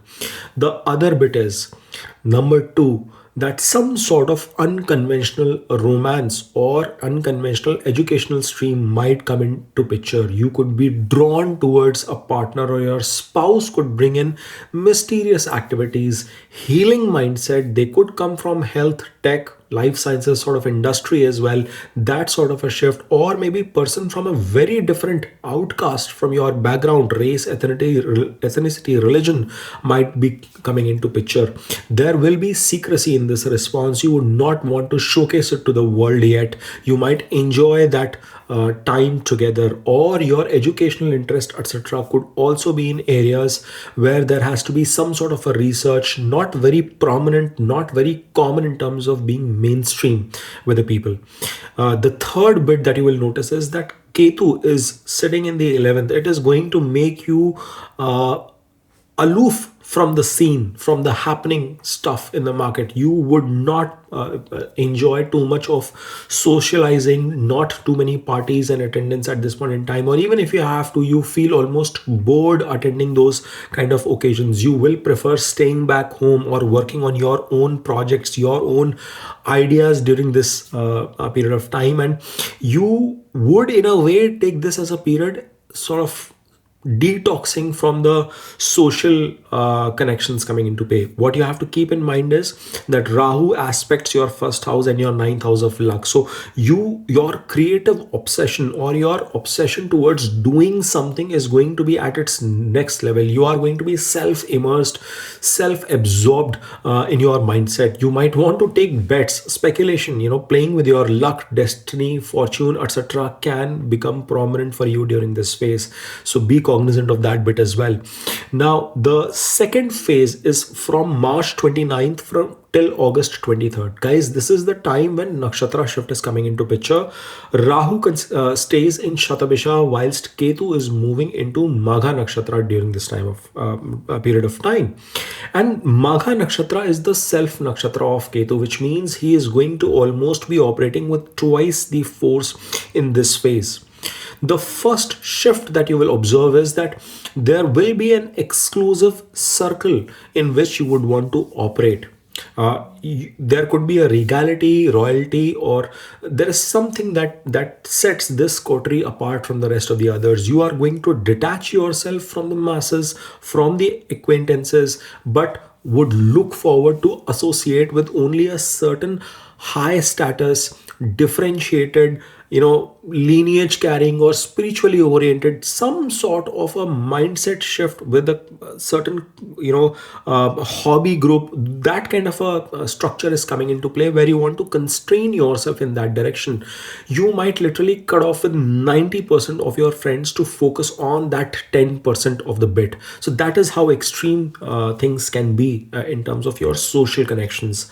Number two, karmic gains that are meant to come in your life are sort of promised, maybe through your elder siblings, from the influential connections that you are forging in this time. That can also bring in some fated gains to your life, because Ketu, after all, is sitting in your 11th house, guys.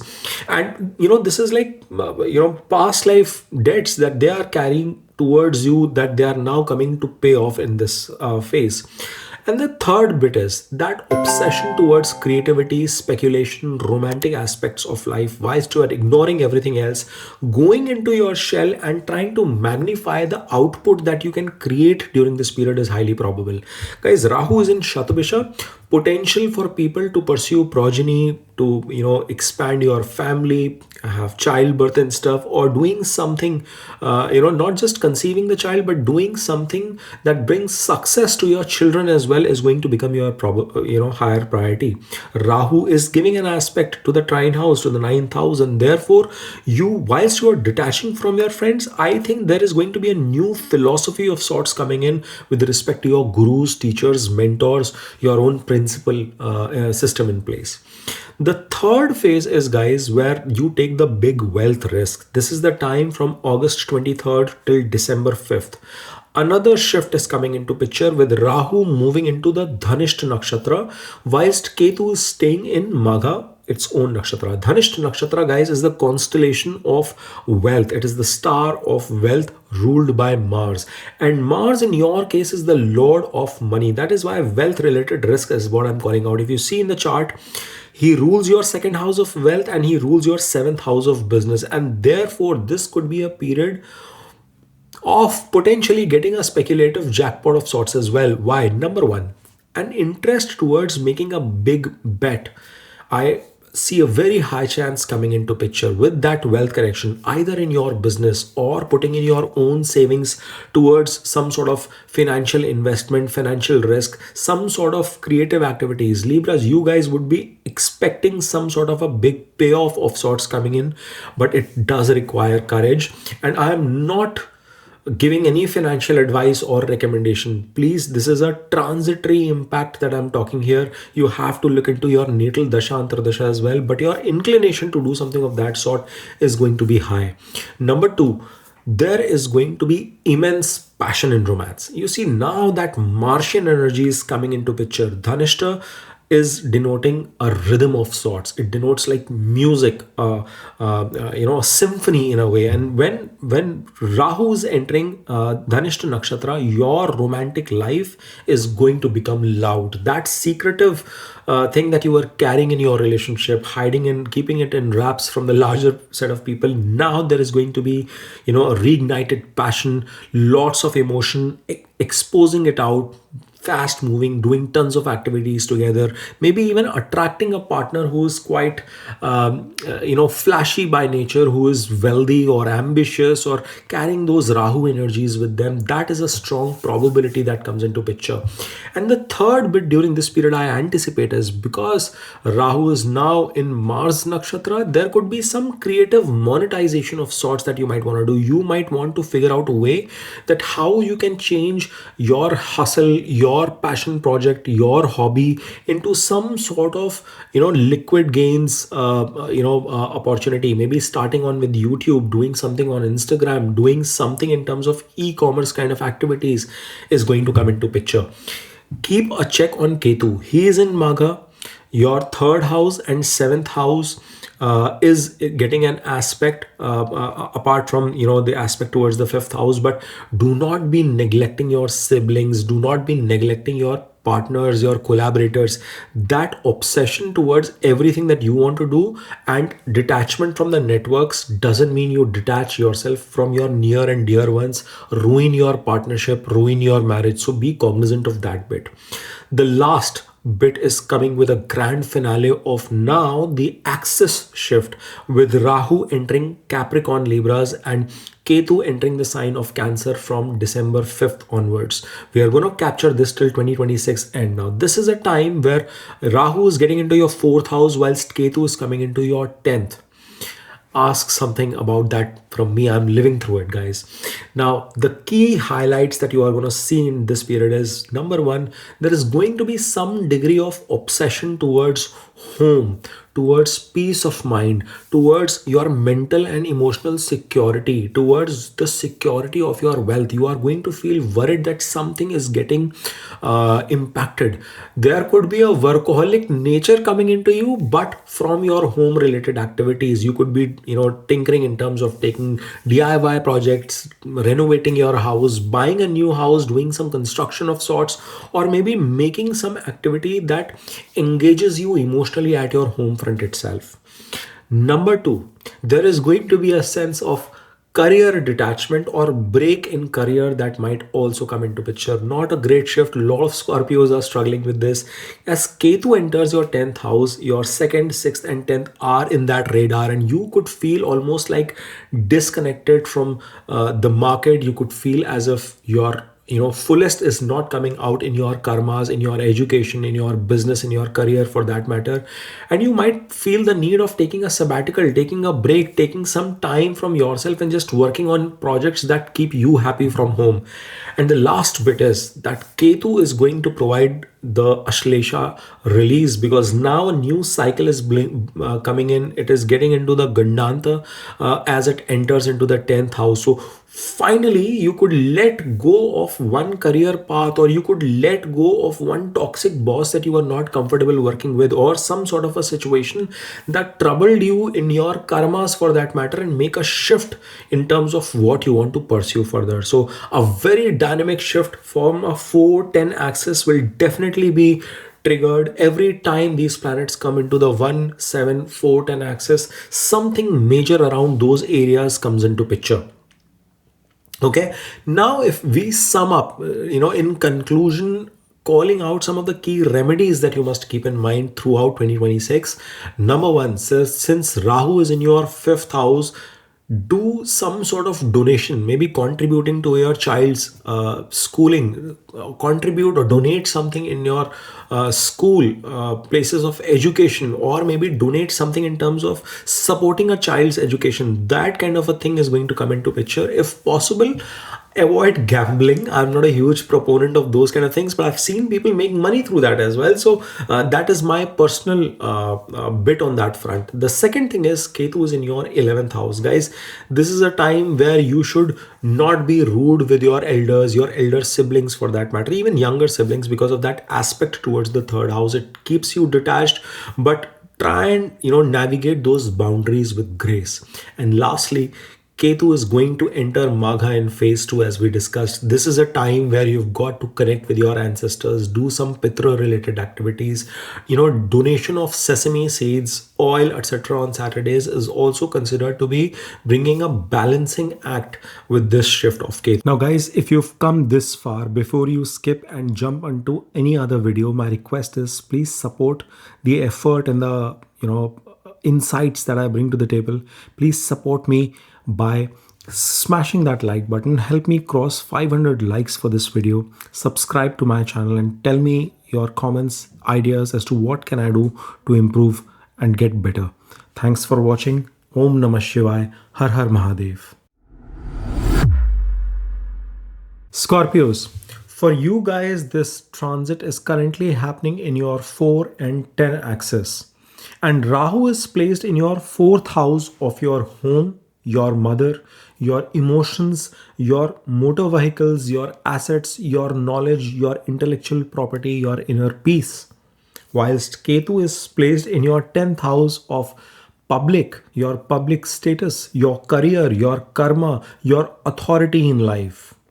And this is where, guys, you will find that this is a conflict of the inner world versus the outer world. That balance is what you have to be striking during this period, where you could feel truly safe in your own space outside the outside the intrusions of the larger world, so to speak.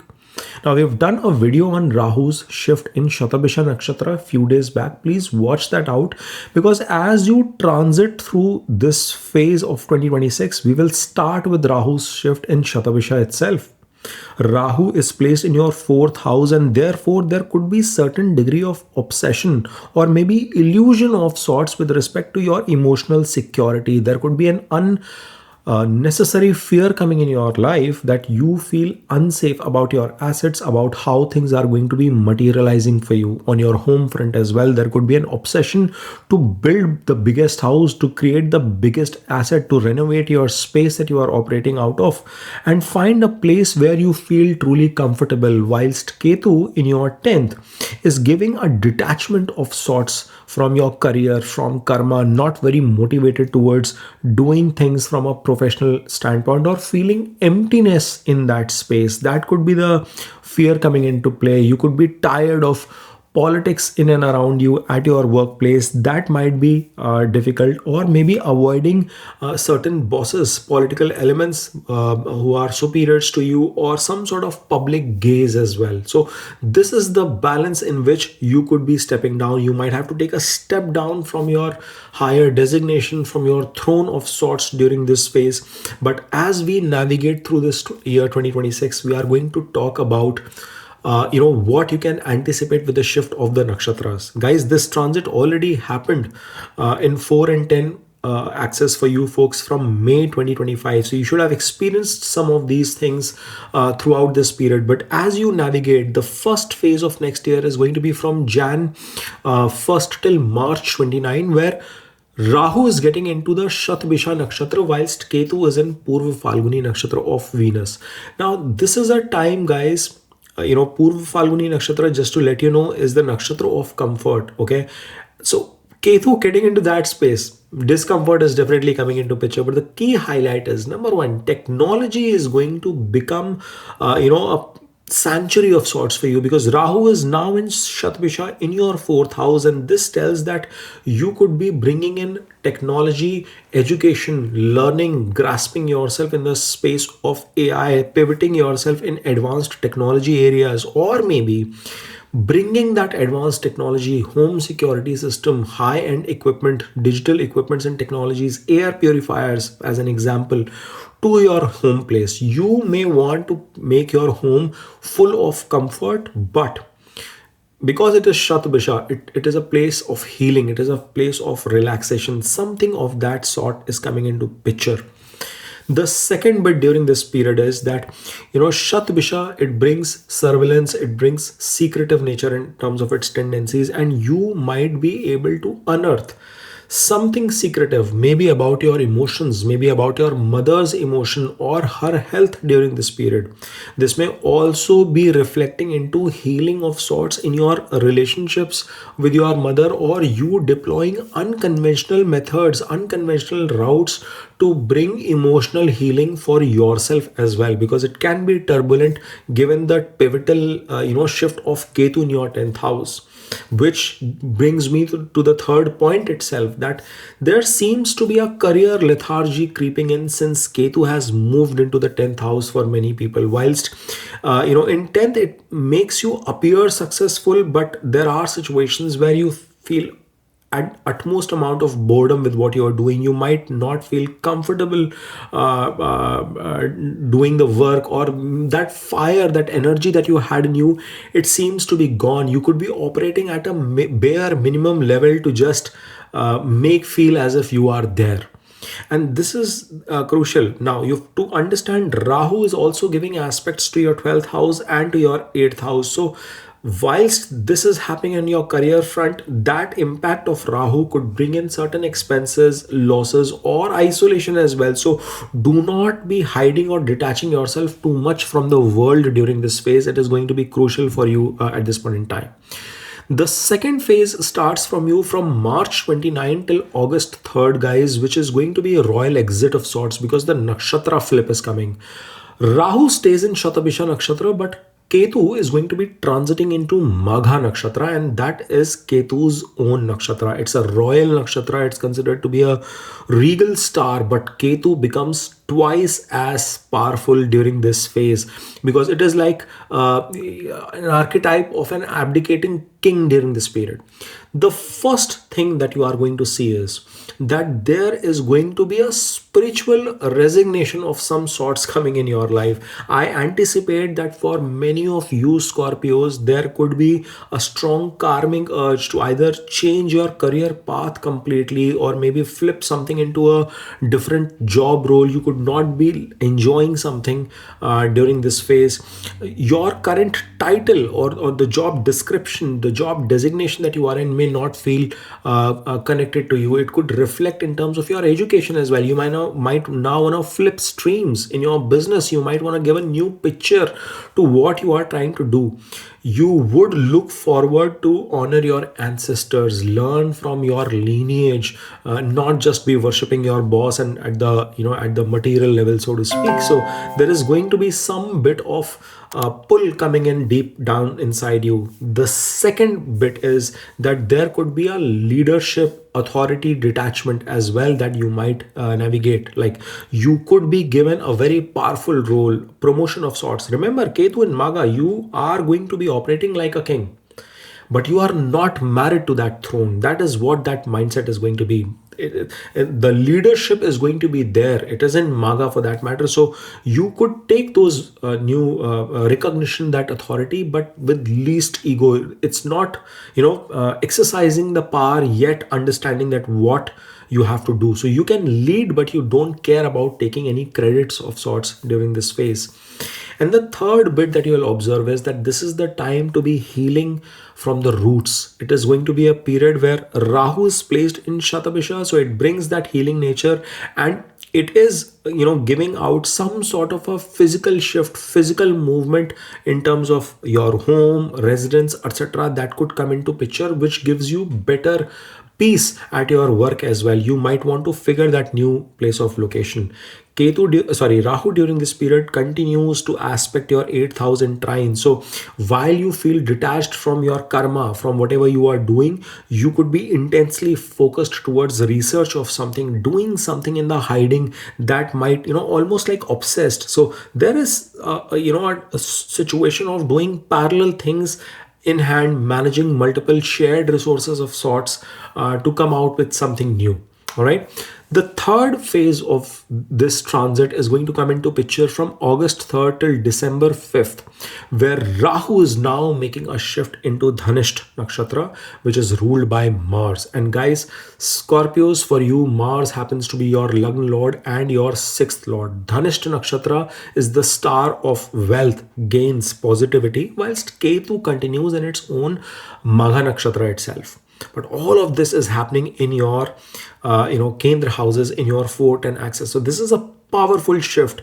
This is a time, guys, where I anticipate some sort of property or real estate shift coming in your life. Quite, shockingly, you could be making a major shift. The first bit is an obsession or an aggressive attitude in terms of buying property, buying assets, a luxurious vehicle of some sorts.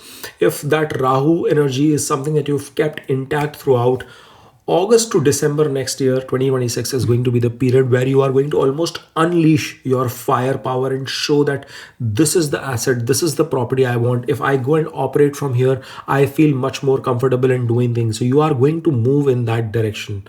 The second bit is that there is going to be some sort of an ambition at an emotional level that comes into picture, because your ambition is shifting from the 10th towards the 4th. Rahu is now, earlier Ketu was in Magha, it continues there, but that shift into the nakshatra of your Lagna Lord of Rahu is going to amplify things during this period. You could be seeking some sort of status symbol for yourself, an iconic property, a larger home, a larger asset, maybe hosting parties at home, inviting people to show off what you can do, show off what you've built so far. That sort of a thing is going to be a pivot for many of you. But at the same time, remember that this is the Mars energy that you are carrying in your 4th. So there could be conflicting situations as well that can come to the table, argumentative situations within your family, or disagreements with respect to what we are doing. There is progress, but is this progress being too loud? Are we taking too many risks? That discontentment or articulation of thoughts in opposition to each other could also be coming into picture. Ketu check is crucial during this phase because Ketu is in Magha. It is aspecting your 2nd house and your 6th house. So while you could be building your wealth, you could be separating yourself from your savings. You could be burning cash because Rahu is giving an aspect towards your 12th house as well. You could have a risk of ignoring enemies at your workplace as well. So be watchful on that front. Whilst you don't give a damn about office politics anymore, as to what people are conspiring behind your back because of that Ketu's aspect into the 6th house, but be watchful and mindful as to how you navigate that scenario. Now the grand finale of the year comes in when on October 5th, you see the major shift of Rahu entering the sign of Capricorn, whilst Ketu entering Cancer. Now Rahu in this position is going to be entering your 3rd house, your house of courage, willpower, communication, your strength, your hobbies, whilst Ketu is in your 9th, your spiritual sanctuary for that matter. And the first bit that you are going to notice, this is going to be a pivot of sorts coming into play, Scorpios, because now there is going to be an explosion of courage, willpower coming in from your side. As Rahu enters 3rd, guys, I've said this many a times that Rahu in 3rd can act as Lakshmi, it's written in BPHS as well that it operates in that sort of a mindset. So this is one of the best positions for Rahu to be in. And again, Scorpio is a very good pivot coming into play, because now your courage, your willpower, your communication skills, your ability to market things, to wrap things around, is going to be, sky high. You are going to skyrocket in terms of the efforts. All that karma that was holding you back, there is going to be an exuberance of energy coming out. You are now not going to hide behind the scenes.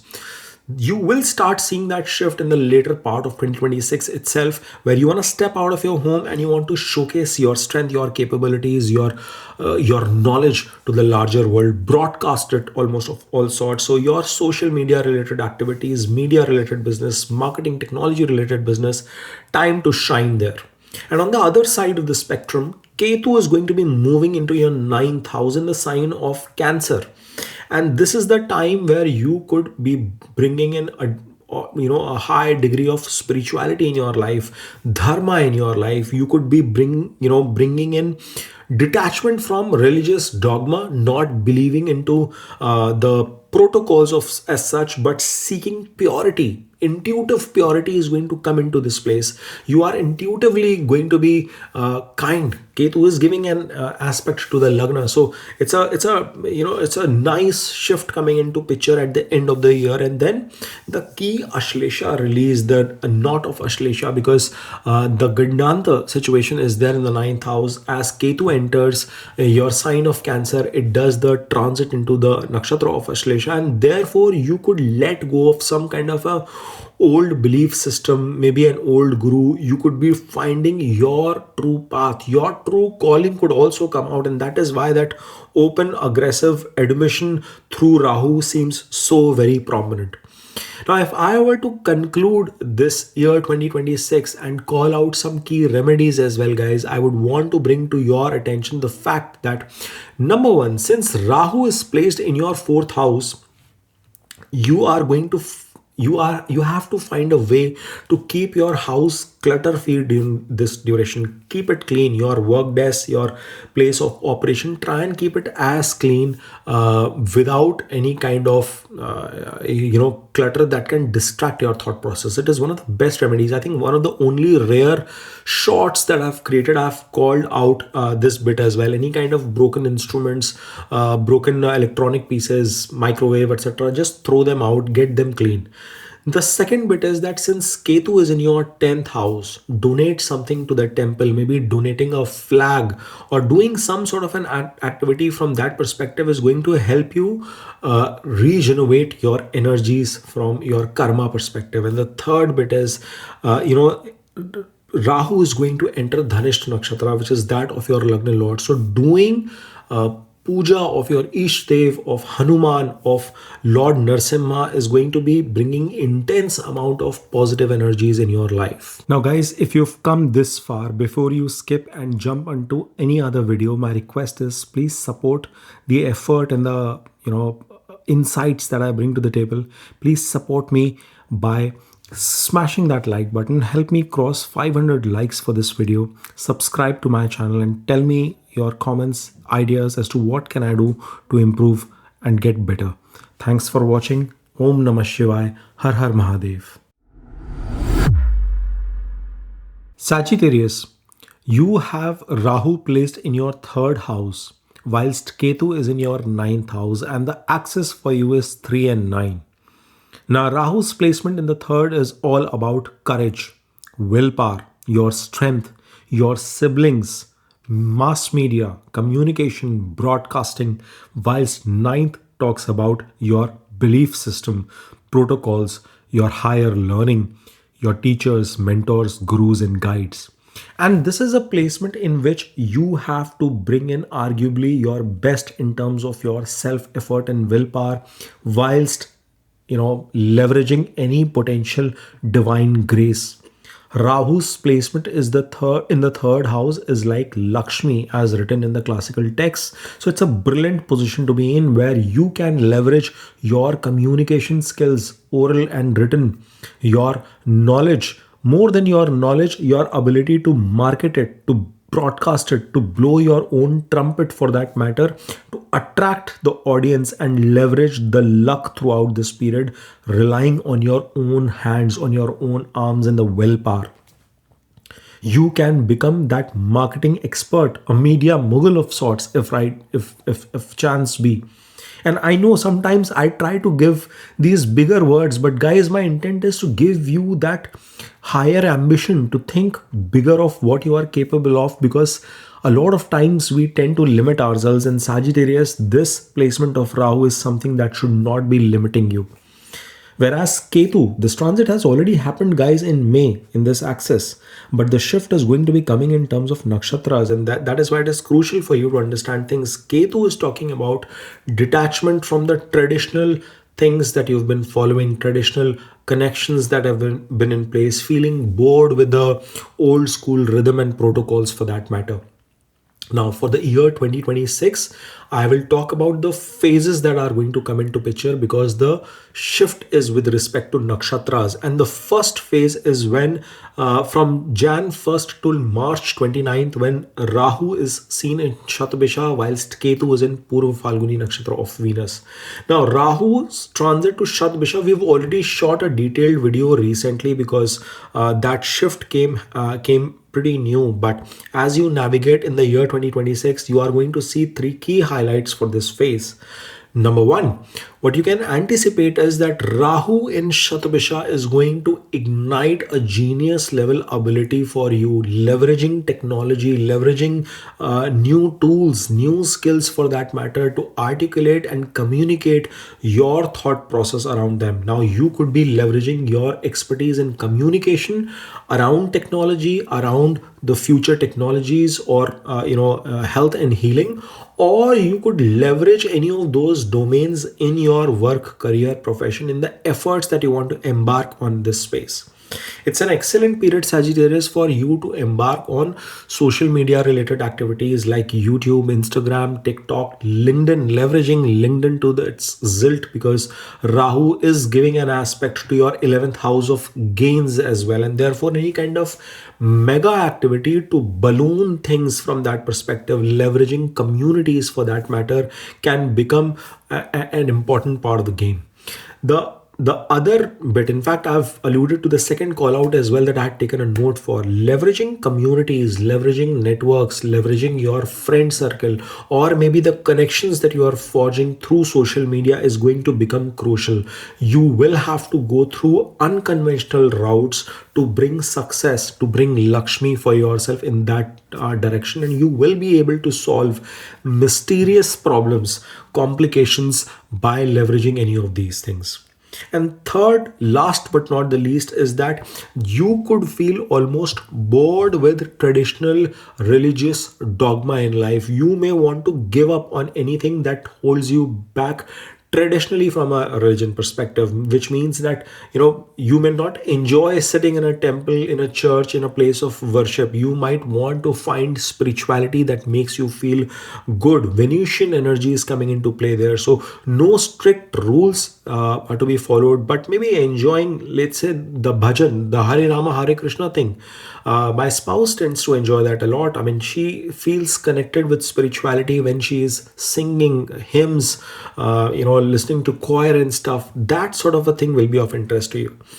The key watch out thing is that Rahu is giving aspect to your house of relationships, your 7th house, as well as your house of gains. So you've got to find some balance in terms of, doing, not overdoing technology too much. Find a balance between FaceTime versus screen time. Manage that effectively. It's going to become crucial in this phase. The second phase is when March 29th till August 23rd, when Rahu continues in Shatabisha, but Ketu is going to be moving into the Magha Nakshatra. It is its own nakshatra, guys, and Ketu is going to become twice as powerful whilst operating, because he is going to bring in deep karmic reckoning of sorts with your teachers, mentors, gurus. It's a royal star, it's a regal star for that matter. The first bit is the karmic teacher. You might feel that you need to find a guru, or you end up discovering a guru, a mentor, a professor, a teacher, a client, someone who brings, transformative connection. It almost feels natural, organic, past life connection coming into play, who might help you realize your path. That clarity, that roadmap is going to come into picture. It's going to be an intense emotion. It can also relate to with respect to your connection with your dad, with your boss, or in terms of any long distance journey that brings that evolution in your life. The second bit is that this is going to be the time where you could become a self-made authority of sorts, and it could be in any sphere of life, not necessarily your career, because Ketu is about detachment, and it is in the Magha constellation of royalty. So you will realize that you are the authority here. You are the one who is going to set in stone the principles, the protocols that have to be followed, and which means that it can bring a drastic shift in what you do from a career, work, profession, education perspective. To change of streams, change of business orientation or career orientation can come into picture. It can, third, bring in some sort of a pilgrimage into play, pilgrimage of your soul of sorts, because you might be enticed to be traveling to that ancestral place, that ancestral temple, that Kul Devi, Kul Devata, that your family, your lineage has had deep ancient connections, or maybe just visiting your roots, visiting your homeland, your hometown, going to that ancestral house and reliving those memories, or maybe getting in touch with the ancestors, with your elders in family, your grandparents, finding some retreat for yourself. And it is not a vacation, guys, it is more of regaining a lost power. During this phase, remember that Rahu is still in Shatabisha. It is aspecting your seventh house, whilst you are wrestling on your, ninth aspects perspective, your principles perspective. So there could be some innovative ideas on the table with respect to business, and do not consider yourself as the only authority. Be open for that partnership, collective, joint growth as well coming into picture, collaborative growth coming into picture. The third phase is an interesting one, because now from August 23rd till December 5th, Rahu is going to be making a pivot into Dhanishta Nakshatra, whilst Ketu continues in Magha Nakshatra itself. And guys, Dhanishta Nakshatra is the Nakshatra of wealth. It is ruled by Mars. And what is Mars? Mars happens to be your fifth lord and your 12th lord, which means your creativity and your expenses, your foreign elements are depicted from Mars ownership. So when Rahu is entering Dhanishta Nakshatra, your aggression in marketing, in communication, ferocious energy from your side coming in these areas, you would have the ability to sell anything, sell that course, sell that product that brings you in terms in front of the crowd. This is the time where you will show extraordinary amount of courage with your marketing skills, with your communication skills. And the important bit is, it will be almost like musical. It will be like a symphony in a rhythm, because that is what Dhanishta talks about. It makes a person operate in a rhythm in life. It intuitively comes to you, and you find yourself highly profitable because of that aspect to the 11th as well.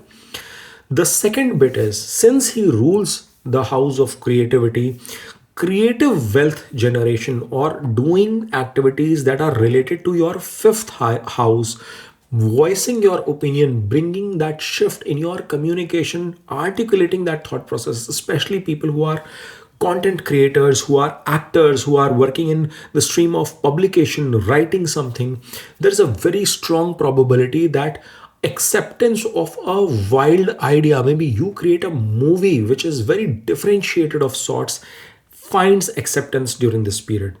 And the third bit during this phase is that your siblings might also see substantial success coming in, sudden growth, sudden wealth coming into your siblings' life, or maybe they end up starting a profitable venture. You partnering with your sibling to create something together is going to become crucial during this phase. Ketu is aspecting your first house and your fifth house. So a clear shout out is that whilst you are so confident in public Personally, you might remain very humble, ground to earth, detached almost from the world in your personal time. So you've got to let your work, your output speak for itself. And then comes, guys, the grand finale of the year from December 5th onwards, where a sign and axis change comes into picture. Rahu is entering the sign of Capricorn now, whilst Ketu is entering the sign of Cancer. Rahu continues in Dhanishta Nakshatra, but Ketu is going to make a Nakshatra shift as well. Number one, because Capricorn happens to be your second house, Rahu's shift in the second and Ketu's in the eighth is going to bring excessive obsession in your mind towards wealth, towards bank balance, towards your savings. Rahu here is going to make you hyper focused in that direction. All that magnanimity that you were carrying in the previous phase is now going to translate towards the elevation of the status of your family in terms of the kind of money you are carrying, how much of savings you've done, what sort of food you are consuming. Are you bringing some degree of royalty towards that or not? Expenses could also be on the rising because it is in Dhanishta Nakshatra, but those expenses are more investment like, experience oriented for that matter. The second bit is that Ketu is stepping into the 8th house, guys. Now this is a time where you practicing astrology, you building an interest towards research, navigating into something that is very intuition driven is going to be a remedy of sorts, and it is going to be of deep interest as well. You could gain as well through inheritance, but you might not be very intrigued or not really chasing that thing in your life. And the third bit is, guys, the Ashlesha release comes into picture. Ashlesha, the Gandanta situation is there because Ketu is entering the 8th house in that space itself. And any kind of deep-rooted fears that you have had, you could see a psychological release of that from your mind as well. So if I were to conclude and if I were to call out some key remedies for 2026 for you Sagittarius, you have to remember, number one, Rahu is in your 3rd house. Write, put up a journal, write a blog, articulate your thoughts and communicate. Communicate to your neighbors, to your siblings, but be kind to them. Don't be too aggressive, too commanding, too demanding of sorts, but using your communication skills, especially by penning down your thoughts, is going to be super helpful for yourself so that it channelizes your energy. Number two, Ketu is in the 9th house. So visiting a temple, visiting a higher place of worship, and maybe doing some degree of donation there in a church or whatever place of worship that you believe in. Make some charitable donation, make some, volunteering, doing some volunteering activity in that space is going to be good. Whilst you might feel disconnected with the regular things, this may bring a lot of satisfaction. Respect your father. And the last bit is Rahu will transit into Dhanishta Nakshatra for a substantial amount of time. So be in a rhythm, be in that in that symphony that helps you, that activates that wealth gaining energy in your life. And I think if you practice those remedies, I bring very differentiated thought process, and the intention is not to be traditional. Rahu, we're talking about Rahu and Ketu, it has to be something differentiated that helps you outgrow as well, guys. Now guys, if you've come this far, before you skip and jump onto any other video, my request is please support the effort and the insights that I bring to the table. Please support me by smashing that like button. Help me cross 500 likes for this video. Subscribe to my channel and tell me your comments, ideas as to what can I do to improve and get better. Thanks for watching. Om Namah Shivaya. Har Har Mahadev. Capricorn, Rahu and Ketu are in your 2nd and 8th axis. And this video, we are going to be talking about how the nakshatra shifts as well are also going to become crucial. Currently, Rahu is in Dhanishta Nakshatra, whilst Ketu is in Purva Phalguni Nakshatra of Venus. Now, Rahu is in your 2nd house, which denotes your family, your food, your speech, your accumulated wealth, whilst Ketu is in the house of transformation, occult, your in-laws, sudden transformation coming in your life, sudden changes and events. And this is going to be an oscillation about accumulation versus letting go of things. This is the balance that you will have to find throughout this period. In fact, you could have been facing a lot of such situations as well.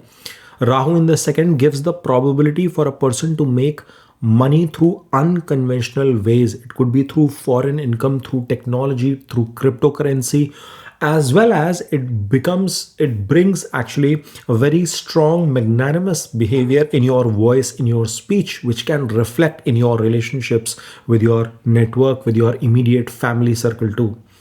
On the other side of the spectrum, Ketu brings a very strange, almost unbelievable shield of sorts to manage crisis, and spirituality, occult research becomes core part of managing that calm, as well as keeps you detached against storms. That is a very weird connection with Ketu's presence here.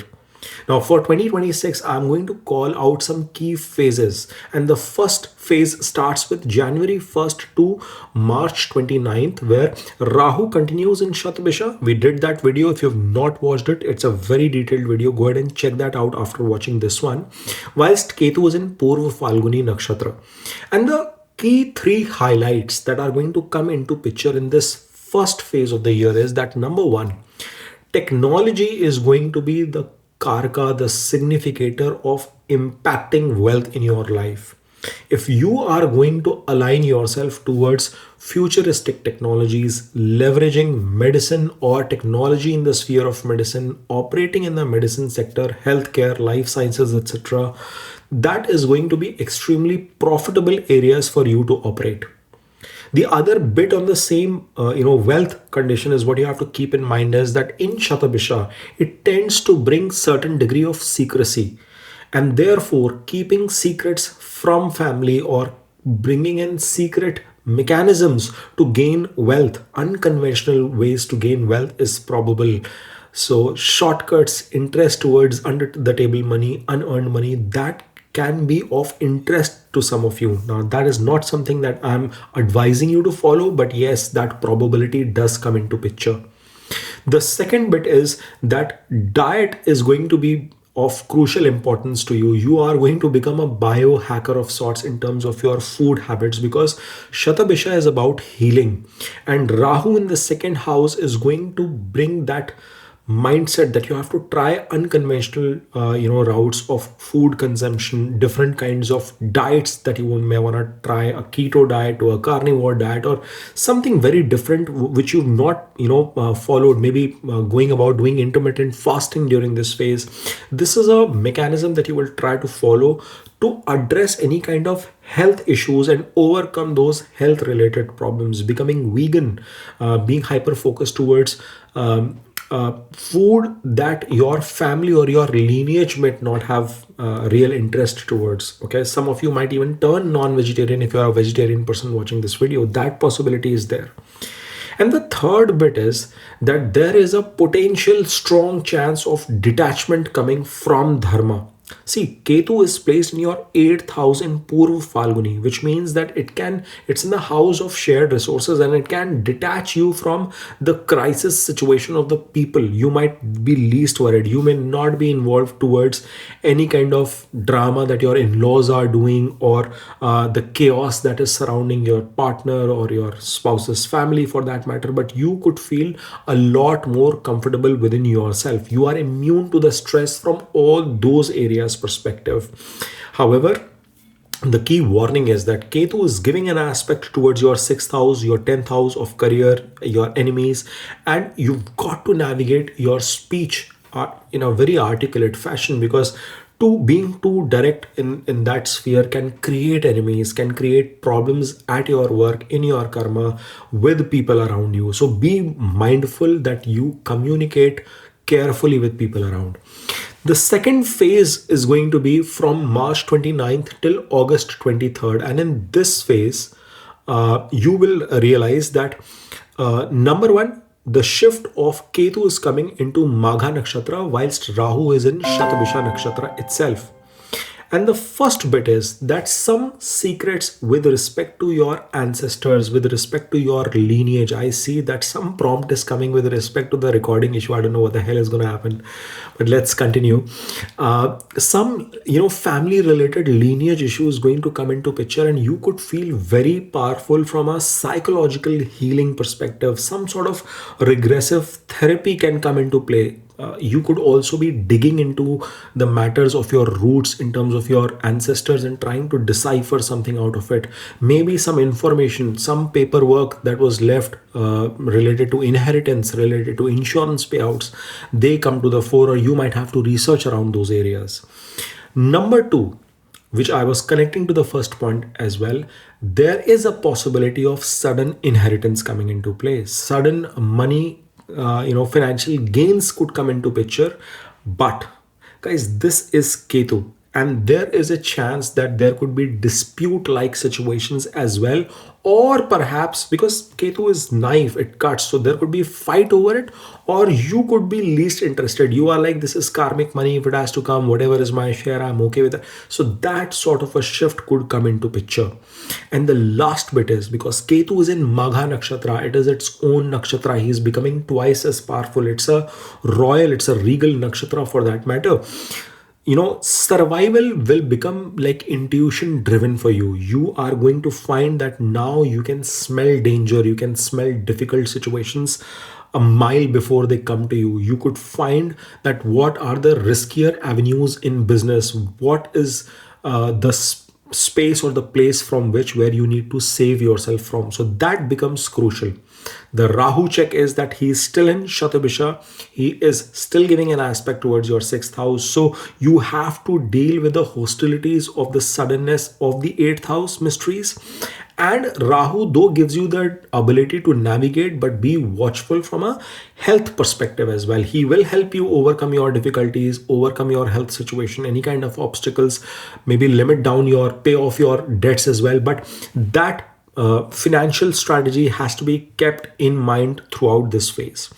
The third phase is from August 23rd till December 5th, when Rahu now enters Dhanisht Nakshatra whilst Ketu is in Magha Nakshatra itself. Now, Dhanisht Nakshatra, guys, it's the Nakshatra of wealth. It is the Nakshatra ruled by Mars. And Mars for you guys is the Lord of the 4th house and the 11th house. So you see how this is a crucial shift coming into picture. It's like the wealth trifecta being created for you guys. The number one bit is that there is a strong chance of strong accumulation of wealth, massive accumulation of wealth, because Rahu is in your 2nd house of savings, in the nakshatra of your 4th and your 11th lord. So this is the best time for you to invest in property, to buy some assets, maybe even considering gold, technology related stocks. Your stock performance in itself could become multi-fold during this period. So that's a pivotal shift coming in this third phase. The second bit is that your voice, because Dhanishta Nakshatra is about rhythm, it is about that symphony, it is about things orchestrating like music. And when Rahu is transiting in the 2nd house here, your speech will have a rhythm to it. It becomes powerful, it becomes magnetic by nature. This is the time you could be very commanding and demanding too with people around you. But if you are a salesperson, if you are in singing industry, if you are doing something that uses your vocal cords, your communication, this is going to be a time where you will be able to captivate your audience. You are going to create that interest amongst the people listening. They could be ready to pay you for that stuff as well. And the third bit is, because Rahu is transiting into the nakshatra of Mars, any kind of heated arguments, any kind of disputes, challenges with respect to family over and on top of your share, which you were not giving a damn about earlier, might come into picture.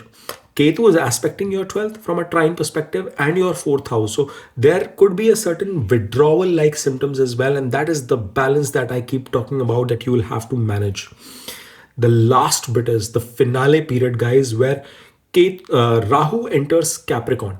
Okay, and this is moving into your 1st house itself, whilst Ketu is coming into your 7th house in the sign of Cancer. Guys, it's coming into your 1-7 axis, and axis shift coming into picture is going to be crucial. December 5th onwards till the end of the year 2026 is going to be a time where you are going to see a natural shift. Number one, in being self obsessed. You are going to move that money interest obsession towards yourself. You are going to be thinking about your health, your appearance, your personal branding in front of the world. Some major shift in terms of your lifestyle decision, in terms of your marriage, etc., could also come into picture with respect to your relationships. The second bit is the relationship factor itself, because Ketu is entering into the seventh house. So a detachment from that, or some sort of a emotional or mental distance coming in from your spouse with your business partners, that can start happening. And you could be a lot about me, I, myself. You could be self-obsessed, and you may choose not to rely on others for that matter. And the last crucial bit is, guys, that the Ashlesha release is coming into picture, because Ketu is getting into the Gandanta in the seventh house of Ashlesha, which means that this is the time you could let go of any kind of toxic partnership, toxic relationships that are draining you for a while. And for people who are looking forward for that kind of a separation, well, this could be a pivot that might come into picture for you folks. If we were to conclude the year 2026 and find the key remedies that are going to be impacting us, guys, number one, since Rahu is in your second house, watch your speech, watch your communication, avoid harsh words, too strict words coming towards your family. Doing some sort of donation for the hungry over Saturdays, great deal. Second bit, Ketu is in your 8th house. Support stray dogs, dogs in shelter homes, or maybe immerse yourself in astrology. Learning something about astrology also helps you. Doing research is going to be a very good activity. You've got to protect yourself from any accidental prone situations, any kind of sudden crisis from a financial perspective entering in your life. And the last bit is, since Rahu is going to be traversing into Dhanishta Nakshatra, avoid too much of hot or spicy food, or else it can bring in stomach related or mouth ulcer related issues as well, since after all, the nakshatra is that of Mars. Now guys, if you've come this far, before you skip and jump onto any other video, my request is, please support the effort and the insights that I bring to the table. Please support me by smashing that like button. Help me cross 500 likes for this video. Subscribe to my channel and tell me your comments, ideas as to what can I do to improve and get better. Thanks for watching. Om Namah Shivaya. Har Har Mahadev. Aquarius, for you guys, Rahu is already placed in your first house, which denotes yourself, your personality, your mindset, your health for that matter.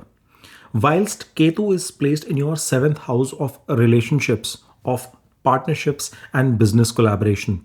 Now, we already shot a video of Rahu's transit into Shatabisha, and that remains crucial because this shift of Rahu Ketu already happened in 2025 in your 1-7 axis in May 2025.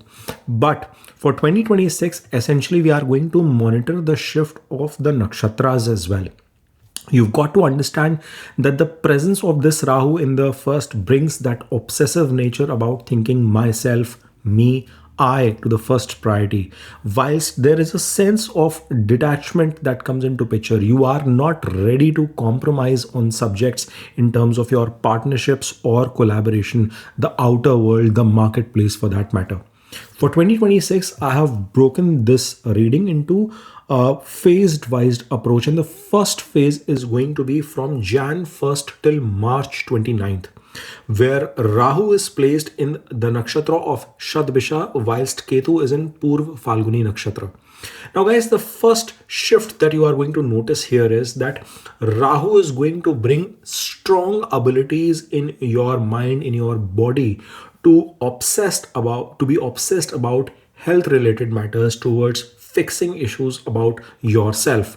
As I said, there is an obsession towards me, I, myself, and this is going to reflect in your initiatives towards trying new radical diet for that matter, taking unconventional approaches towards fixing your health. You might look towards futuristic technology enabled solutions that can bring health treatment to the chronic issues if you've been facing anything.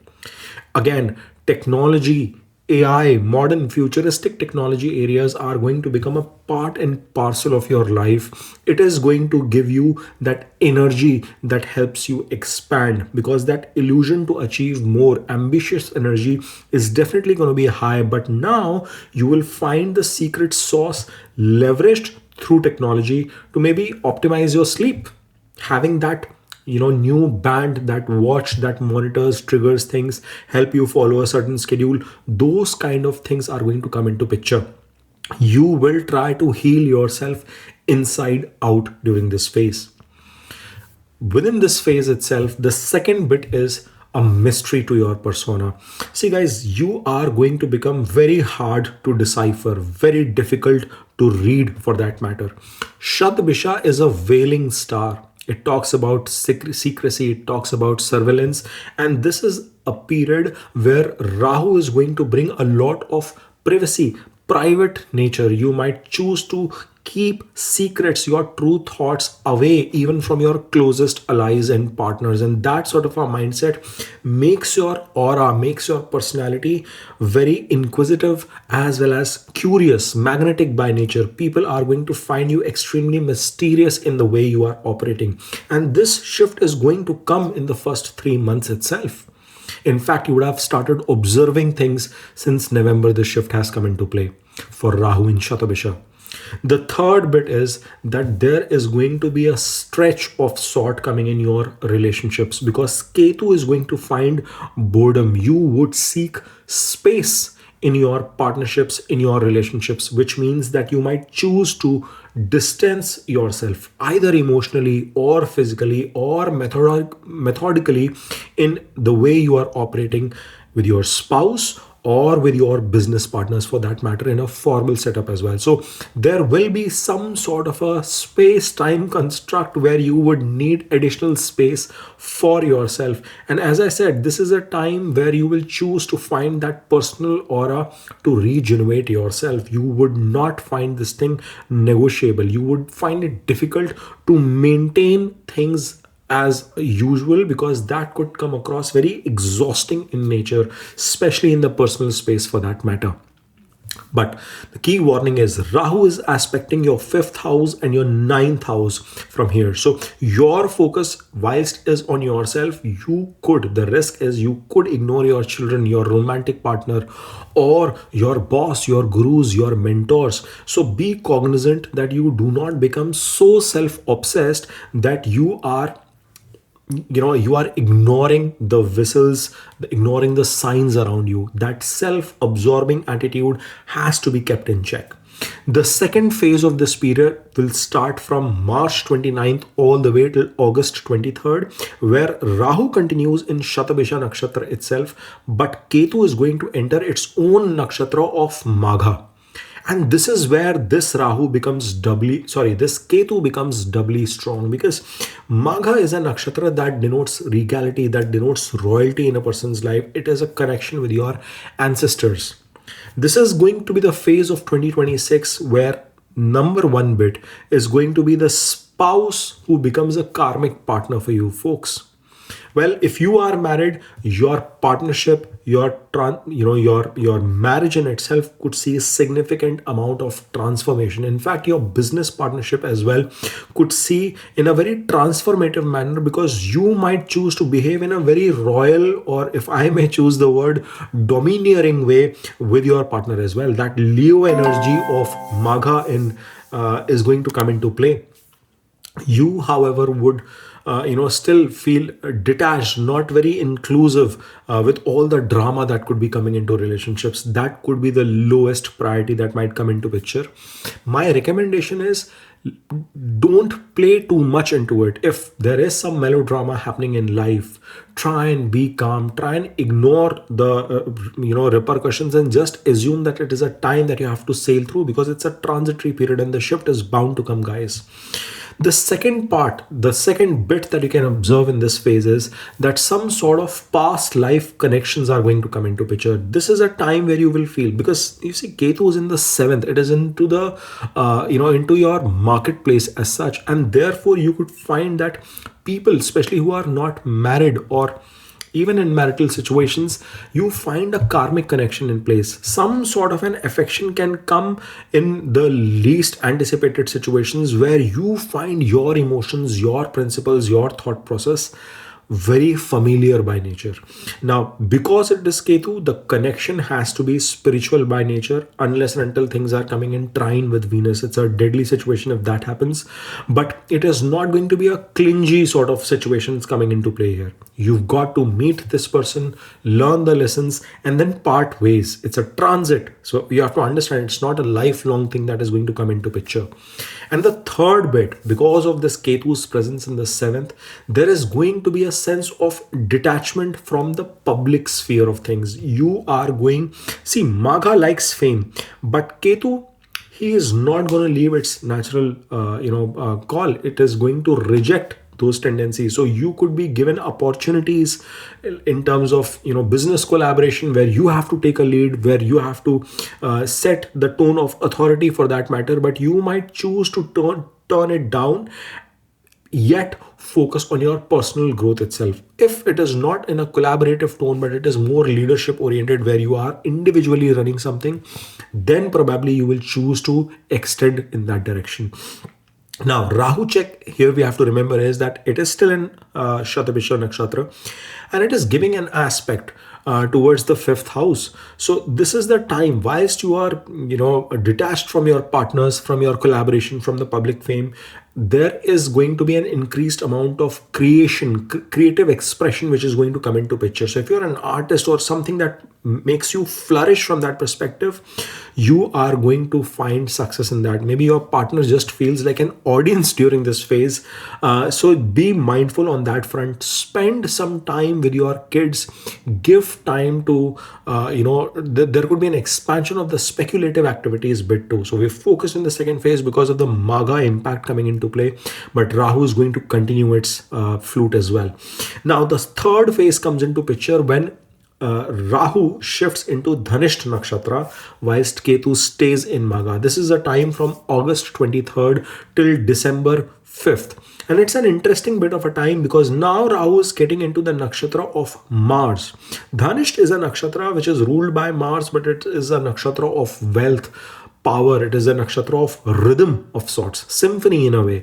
And when Rahu is connecting here, before I talk about Rahu, see Mars, if you look into the screen, is a lord of your third house and your 10th house. So that courage, that strength, that willpower, that karma, action orientedness is going to become prominent. It's about personal branding, guys, with Rahu being in the Lagna.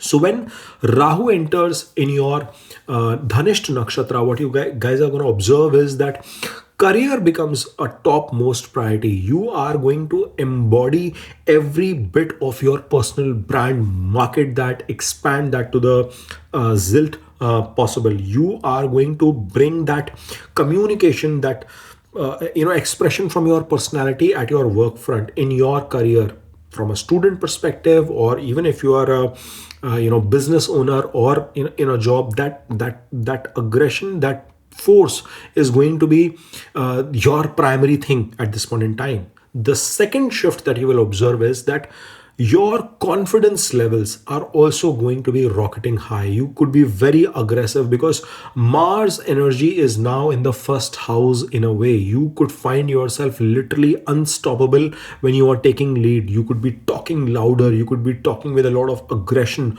confidence, speaking fast as well. You see, sometimes I tend to do that. Martian energy, it reflects in the way I articulate my sentences to in some of the videos. So that is what you are going to do. And this is a time where you are done waiting for any kind of permissions from people. You want to, you set your eye on something and you want to grab it. That is the second bit that comes into picture. And the third bit in this phase is that a wealthy aura is also going to get created. People are going to see you in a way that this person, this Aquarius guy, is pretty well to do. You are going to radiate that success.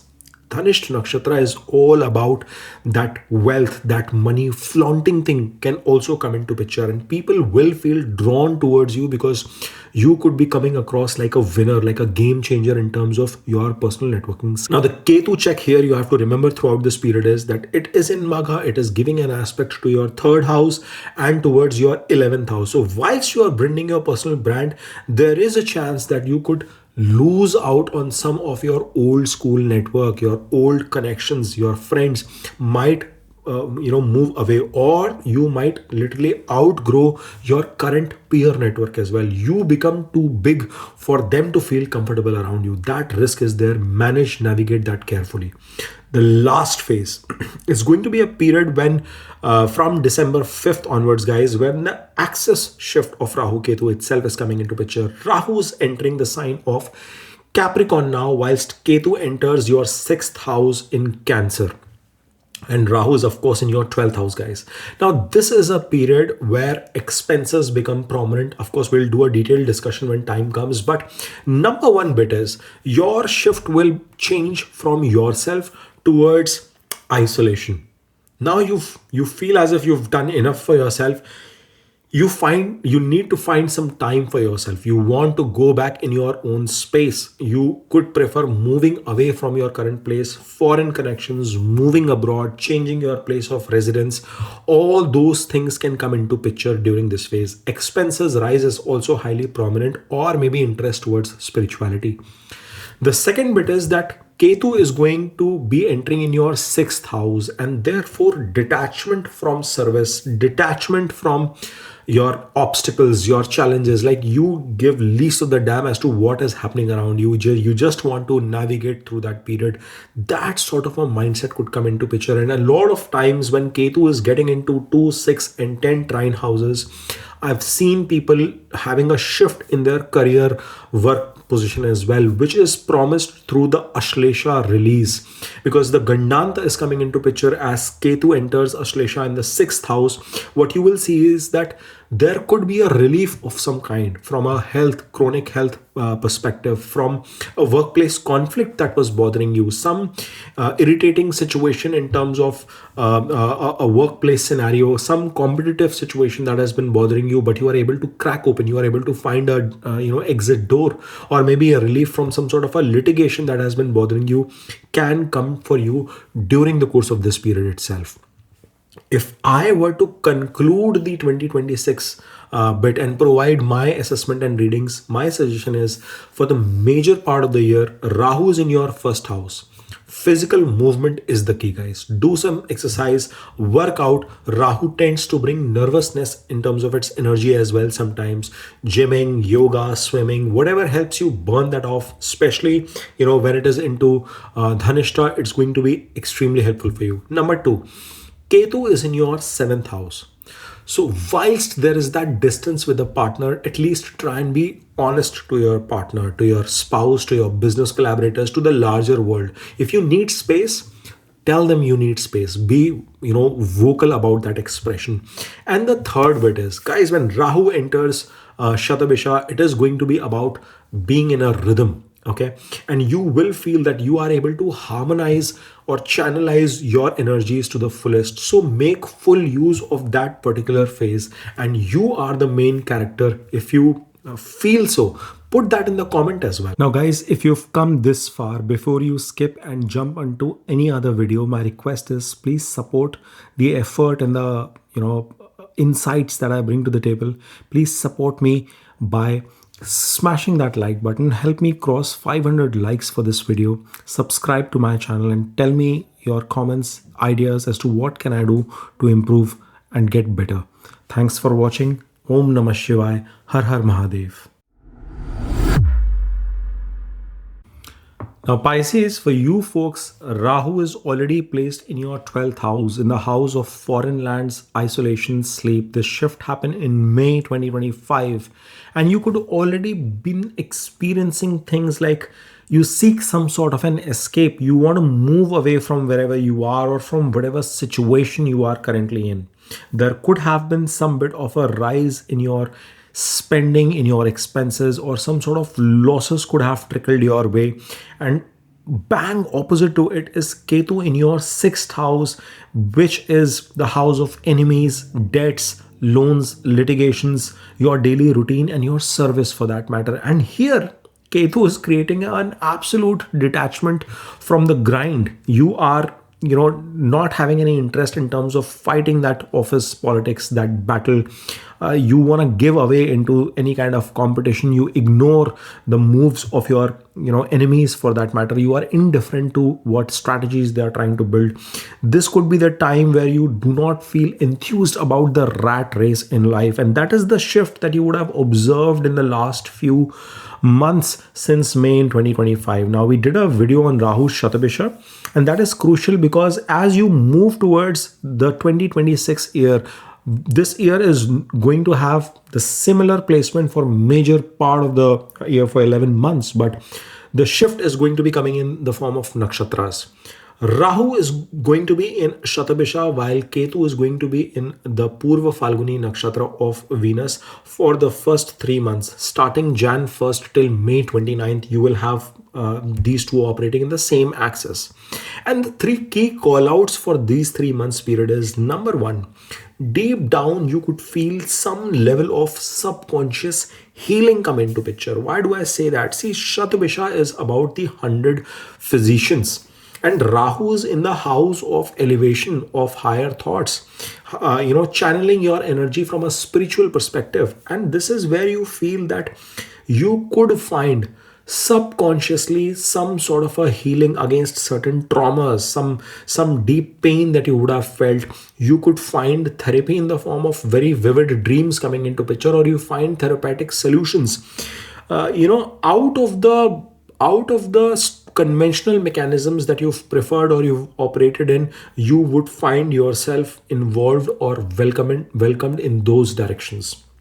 Some sort of a retreat of sort, a spa retreat, or visiting, taking any different kind of, say, a Reiki healing or any different kind of solution. If you are a person not coming from the Vedic astrology background, say you choose to pick up Vedic astrology recommendations during this period, or vice versa, those are the kind of interests that are going to come into picture. Number two, this is going to be the time where technology is going to be crucial, because your work is something that is happening in isolation. You could be, see, Rahu is in Shatabisha and it is in the 12th house. If you are operating out of foreign lands, or if you are working in more sort of an online structure. See, Rahu is in Aquarius, so a lot of online related activities could also be coming into picture. You will embed a lot of technology in your day-to-day scheme of things. This is going to be a brilliant time for people who are into coding, technology work, writing, researchers, publishing for that matter, YouTube, Instagram kind of things. You are going to integrate, amalgamate technology, high-tech methods in terms of addressing things. And the third bit is that you might become indifferent towards service. You could find it very hard to do your daily chores, to stick with your day-to-day regimen. You could find struggle with respect to your job, your service, your employment in itself. Many of you guys, Pisces, in fact, the watery signs, you have got your 2, 6 and 10 impacted, and that could be reflecting in your job profile as well, in your career profile as well. So there is a possibility of a shift where you could detach yourself from literally doing things for the sake of doing it. That interest could get lost. Now, the key things you have to remember is Rahu is still giving an aspect to the 4th house and to the 8th house. So home and crisis management becomes important. You could feel isolated, emotionally unavailable sometimes for your family, and I would say do not disappear, because that could be the high risk. Any which ways, Ketu is impacting the public life too, and Rahu can bring that sort of a risk. As you move towards the second phase, which starts from March 29th till August 23, this is the time, guys, where Rahu is getting into Shatabisha Nakshatra itself, but Ketu is entering into Magha Nakshatra, and Magha Nakshatra is the Nakshatra of Ketu itself. So that means Ketu is going to be operating with twice the magnitude, twice the strength, or karmic debts are going to be coming into picture, Rina, as we say. Now, the first highlight is there could be some ancestral genetic health issues that have been running in your lineage, they become prominent. See, because Ketu is sitting in your sixth house, the medical diagnosis that you go through, it could be confusing as well. However, Rahu is in the house, is in the sign of cure. So you are going to find a solution. But the point is that solution could be a traditional thing. It could be Ayurvedic, it could be homeopathy, some sort of a solution out of the box which has been bothering your family, like a diabetes kind of a situation, hypertension. You understand those things, that blood pressure and all that stuff, they tend to stick for a long term, chronologically or in a lineage in the family, DNA to DNA. You should be able to look into solutions that are traditional by nature, but the due care has to be taken from a health perspective, guys. Again, Pisces, if you're watching from a moon perspective, it's your Sade Sati period as well, so it's a crucial thing. Second bit is, victory is going to come to you when you are surrendering, because Ketu is now in its own nakshatra of Magha. It's a royal nakshatra. Ketu is about detachment, it is about surrender, and it is sitting in your sixth house. So accept if any difficult situations are coming. I'm not saying accept defeat. Accept the fight is coming your way, and it is okay no matter what the outcome is. And that is where that royal indifference within you, that you are not worried, you understand that this is a difficult scenario to be in and you are trying to face it, wherein probably you will realize that it will become smooth or smoother for you to operate with such mindset and overcome those problems too. You could feel that some of the problems are not worth your time and effort. So that sort of a mindset could also be there.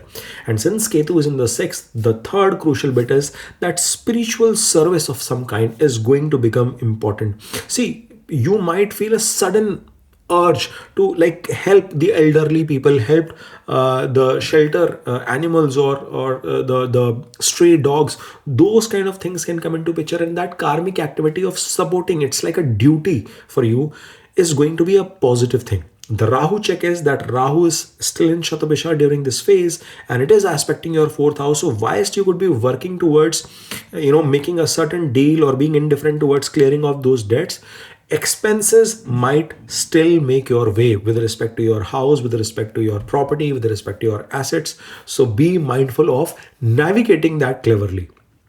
The third phase of this year 2026 is from August 23rd till December 5th.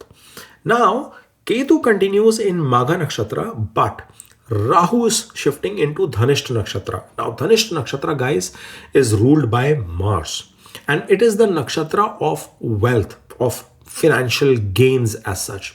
Now, Mars is a crucial planet because he rules your second house of wealth and your ninth house of destiny. So it's like a Yoga Karaka planet, in your case, Pisces. And it is indicating a very strong wealth yoga for you folks if you have some sort of a foreign connection.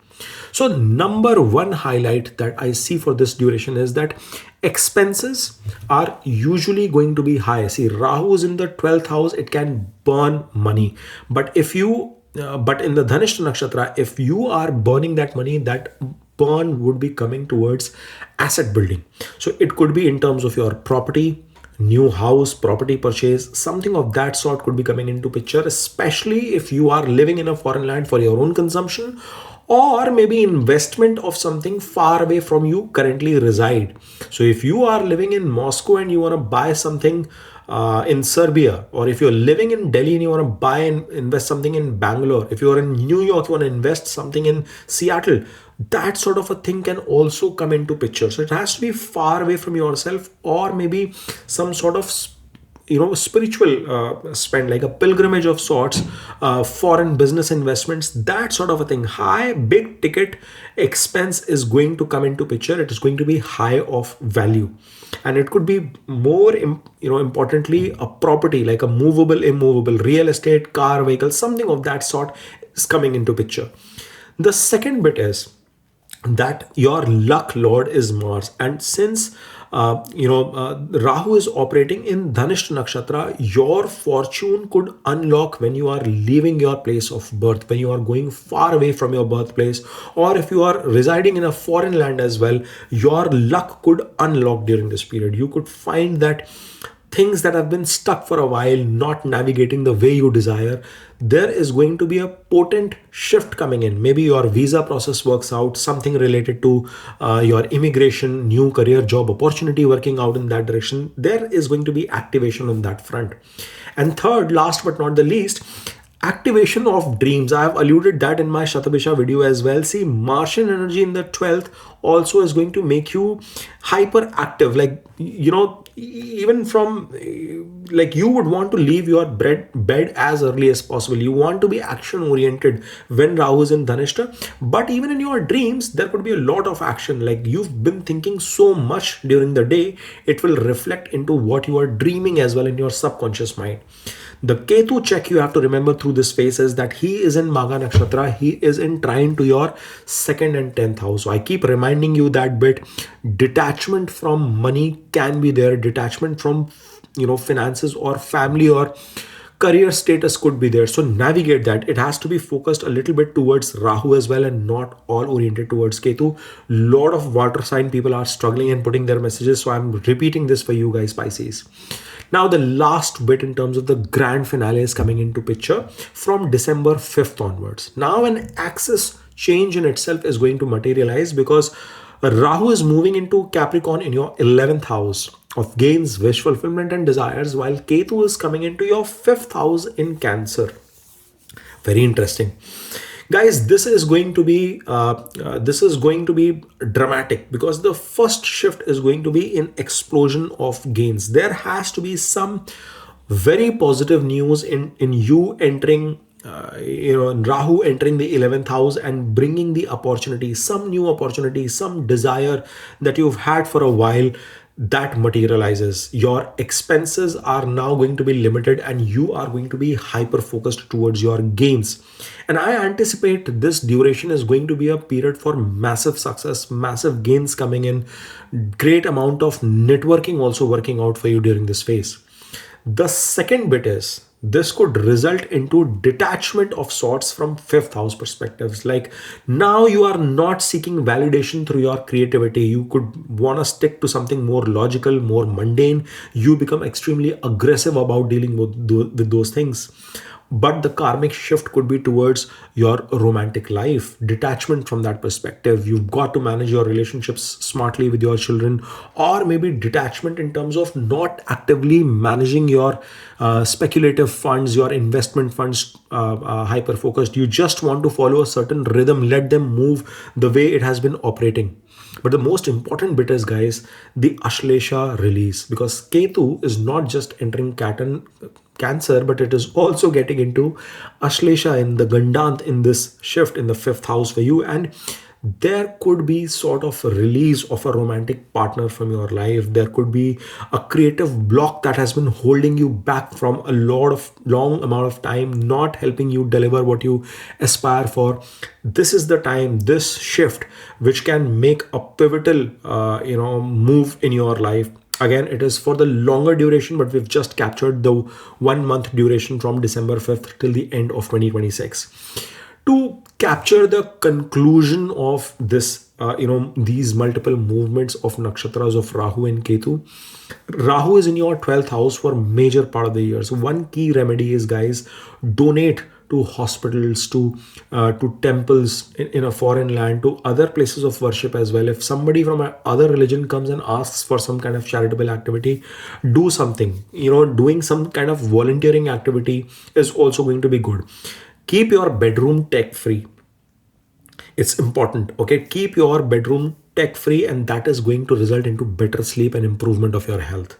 Not many will talk about it. You must remember these kind of unusual remedies, which I'm going to give in my channel. The second bit is Ketu is in your 6th house. So try and avoid borrowing any kind of money, because Ketu is going to help you pay debts, but he doesn't like newer debts. Okay, so it's the karmic bit from Ketu coming into picture. Feeding your dog, if you have a dog at home, doing something for animals in shelter homes or for stray animals as well. If you do something from that perspective, that is going to be a good protection for you throughout. And last but not the least, see the third phase where Rahu's in Dhanishta, be mindful of your expenses because something big is going to come into picture. Maybe carving out a budget is something that you will have to plan for because Rahu will try and spend almost everything. It wants big ticket expenses. Something major is coming into play. So plan for it beforehand. Now guys, if you've come this far, before you skip and jump onto any other video, my request is please support the effort and the insights that I bring to the table.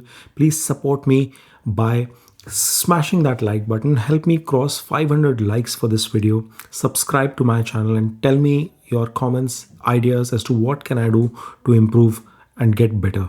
Thanks for watching. Om Namah Shivaya. Har Har Mahadev.